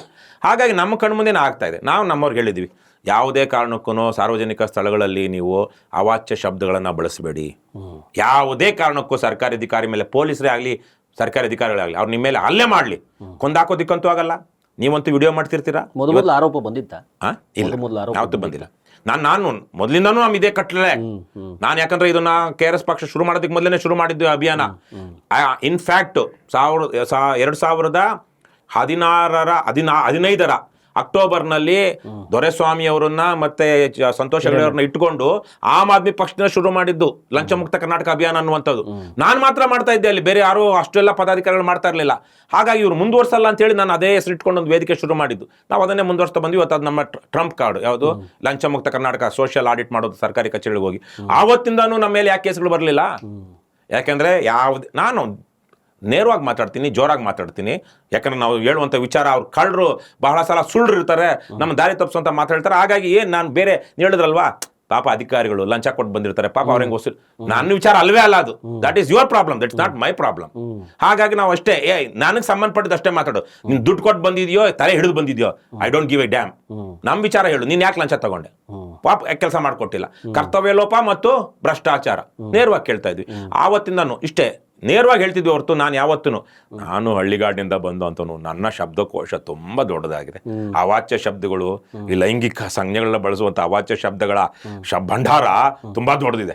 ನಾನು ವೈಯಕ್ತಿಕವಾಗಿದ್ದಾಗ ಒಬ್ಬೊಬ್ರು ಇರುವಾಗ ಏನೋ ಮಾತಾಡ್ಕೊಳ್ಳೋವಾಗ ಕೆಲವೊಂದು ಬಳಸ್ತೀನಿ. ಆದ್ರೆ ಇವತ್ತಿನ ತನಕ ಸಾರ್ವಜನಿಕವಾಗಿ ನಾನು ಬಳಸಿಲ್ಲ.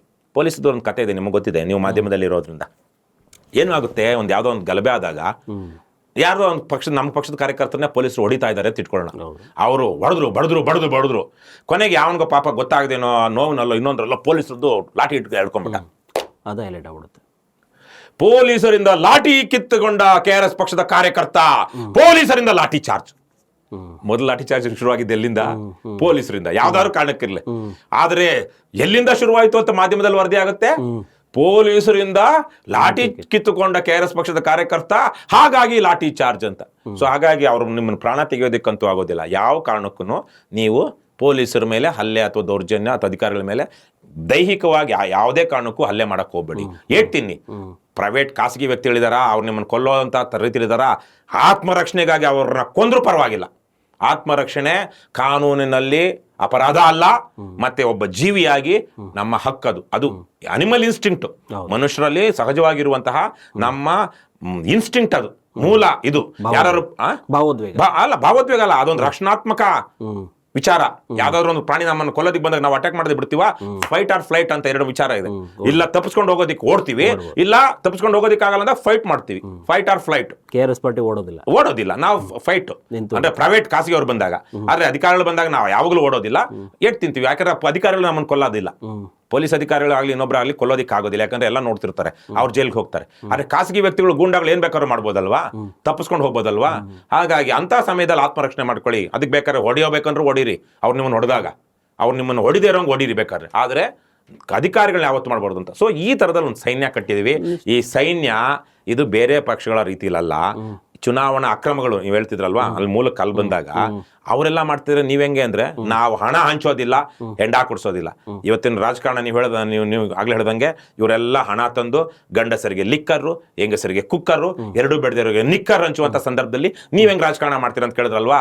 ಆ ರಾಜಕಾರಣ, ಈ ಭ್ರಷ್ಟ, ಅಕ್ರಮ, ಅಧಮ, ಅಪರಾಧಿ ರಾಜಕಾರಣವನ್ನ ನಿಲ್ಲಿಸೋದ್ರ ಮೂಲಕ ನಾವು ರಾಜಕಾರಣ ಮಾಡ್ತೀವಿ. ಹೆಂಗ್ ಬರುತ್ತೆ ಅಂತ ನಾನು ಹೇಳ್ತಿರೋದು, ನಿಷ್ಠಾವಂತರು ನಿರ್ನಾಮ ಆಗಿರೋದು ನೋಡಿದೀವಿ. ಯಾಕಂದ್ರೆ ಅವರು ಅಸಹಾಯಕರಾಗ್ಬಿಡ್ತಾರೆ ನಿಷ್ಠಾವಂತರು ಹೆಚ್ಚಾಗಿ. ನಿಮಗೆ ಎಲ್ಲಿಂದ ಬರುತ್ತೆ ಧೈರ್ಯ? ಒಂದು ಆತ್ಮಬಲ. ನಾನು ಆಗ್ಲೇ ಹೇಳ್ದಂಗೆ ನನಗೆ ದೊಡ್ಡ ಪ್ರೇರಣೆ ಅಂದ್ರೆ ಮಹಾತ್ಮ ಗಾಂಧೀಜಿ. ಆಮೇಲೆ ಇಲ್ಲಿರೋರು ಎಲ್ಲರೂ ನಮ್ಮವ್ರೆ.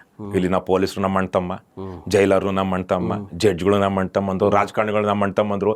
ನನಗೆ ಹೇಳಬೇಕು ಅಂದ್ರೆ ನಮ್ಮ ಎಲ್ಲಿಂದ ಬರುತ್ತೆ ಅಂದ್ರೆ, ಮೊನ್ನೆ ಒಬ್ಬ ಪೊಲೀಸರು ಫೋನ್ ಮಾಡಿದ್ರು, ಸರ್ ನನಗೆ ಪ್ರಮೋಷನ್ ಆಗಿದೆ ಸರ್, 5,000 ರೂಪಾಯಿ ಇನ್ಕ್ರಿಮೆಂಟ್ ಆಗಿದೆ ಸರ್, ಆ ಮೊದಲ ಸಂಬಳ 5,000 ಇನ್ಕ್ರಿಮೆಂಟ್ ಏನಾಗಿದೆ ಅದನ್ನ ನಿಮಗೆ ಕೊಡಬೇಕು ಸರ್ ಅಂತ. ನಮ್ಮ ಪಾರ್ಟಿಗೆ ನಿಮ್ಮ ಪಾರ್ಟಿಗೆ ಕೊಡಬೇಕು ಅಂದ್ರೆ ಪಕ್ಷ ಸರಿಯಾದ ದಾರಿಲಿ ಇದೆ ಅಂತ.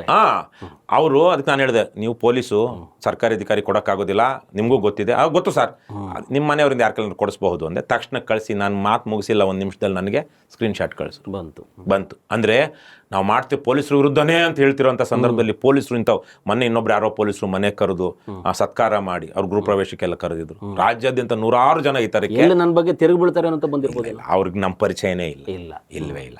ಆಮೇಲೆ ನಾವು ಎಲ್ಲಿ ನಮಗೂ ಪೊಲೀಸರು ಬಹಳ ಗೌರವ ಕೊಡ್ತಾರೆ, ಸಲ್ಯೂಟ್ ಹೊಡಿತಾರೆ. ನನಗೆ ಒಬ್ಬನೇ ಹೋಗ್ತಿರೋವಾಗ ನಾನು ಏಕಾಂಗಿಯಾಗಿ ಬಹುತೇಕವಾಗಿ ಒಬ್ಬನೇ ಓಡಾಡ್ತಿರ್ತೀನಿ, ಸಲ್ಯೂಟ್ ಹೊಡಿತಾರೆ, ನಮಸ್ಕಾರ ಹೇಳ್ತಾರೆ. ಮೊನ್ನೆ ಒಬ್ರು ಬಂದ್ಬಿಟ್ಟು ಅಲ್ಲಿ ಒಂದು ಜಂಕ್ಷನ್ನಲ್ಲಿ, ಯಾವುದೋ ಒಂದು ಜಂಕ್ಷನಲ್ಲಿ ನಾನು 2 ವೀಲರಲ್ಲಿ ನಾನು ಬಸ್ ಹತ್ಕೊಳ್ಳೋದಕ್ಕೆ ನಮ್ಮ ಮನೆಯವ್ರು ಡ್ರಾಪ್ ಮಾಡ್ತಾ ಇದ್ರು. ಮೆಜೆಸ್ಟಿಕ್ ಬೇಗ ಹೋಗಬೇಕಾಗಿತ್ತು, ಟ್ರೈನೋ ಬಸ್ ಹಿಡಿಬೇಕಾಗಿತ್ತು, ಅದಕ್ಕೆ ಡ್ರಾಪ್ ಮಾಡೋದಕ್ಕೆ ಬಂದ್ರು ನಮ್ಮ ಮನೆಯವರು. ನಾವಿಬ್ರು ಹೋಗ್ತಾ ಇದೀವಿ, ನಾವಿಬ್ರು ಹೆಲ್ಮೆಟ್ ಹಾಕೊಂಡಿದ್ವಿ. ತಕ್ಷಣ ಒಂದು 2-3 ಪೊಲೀಸರು ನಾನು ಟಿ ಶರ್ಟ್ ಅಲ್ಲಿದ್ದೆ, ತಕ್ಷಣ ಬನ್ನಿ ಅಂತ ಸೈಡ್ಗೆ ಹಾಕಿದ್ರು. ನಾನು ಕೇಳಿದೆ, ನೀನು ಹೆಲ್ಮೆಟ್ ಹಾಕೊಂಡಿದ್ದೀಯ ಅಂತ. ಹಾಕೊಂಡಿದ್ದೀನಿ ಅಂದ್ರು ಅವರು. ಸೊ ನೀನ್ ಯಾಕಪ್ಪ ನಿಲ್ಸಿದ್ರು ನಮಗೆ ಅಂತೇಳಿ ನಾನು ಹತ್ರ ಹೋದ ತಕ್ಷಣ, ಸಾರ್ ನಿಮ್ ಜೊತೆ ಮಾತಾಡಬೇಕು ಅಂತ ನಾನು ಸೈಡ್ ಕರೆದೆ ಸರ್ ಅಂತ. ಈ ತರ ಅಭಿಮಾನ ಇದೆ. ಯಾಕಂದ್ರೆ ಅವರು ಇದೇ ದೇಶದ. ಇವತ್ತು ಪೊಲೀಸರು ನನಗೆ ಎಷ್ಟೋ ಸಲ ಹೇಳಿದ್ದಾರೆ, ಅವ್ರದ್ದು ಯಾವುದೋ ಒಂದು ಜಮೀನಿನ ಖಾತೆಗೋ ಪೋಡಿಗೋ ಅಥವಾ ಇನ್ನೊಂದು ಯಾವುದೋ ವಿಚಾರಕ್ಕೆ ತಾಲೂಕು ಆಫೀಸ್ಗಳು ಹೋದ್ರೆ ಈ ಬದ್ಮಾಶ್ಗಳು, ಕಂದಾಯ ಇಲಾಖೆಯವರು ಅವ್ರ ಹತ್ರ 15-20 ಸಾವಿರ ಕಿತ್ಕೊಂಡಿದ್ದಾರೆ. ಅಲ್ಲೇ ನನಗೆ ಹೇಳಿದಲ್ಲ, ಪೊಲೀಸರು ಕರೆದ ನಂಗೆ ಸೈಡ್ಗೆ ಆಗ್ದ ಅಂತ ಹೇಳ್ದ ಅಲ್ವಾ, ಅದೇ ಪೊಲೀಸ್ ಹೇಳ್ದ, ಸಾರ್ 30,000 ಕೇಳಿದ್ರು ಸರ್ ನನಗೆ, ಕೊನೆಗೆ 15,000 ಕೊಟ್ಟು ಮಾಡಿಸ್ಕೊಂಡೆ ಸರ್ ಅಂತ.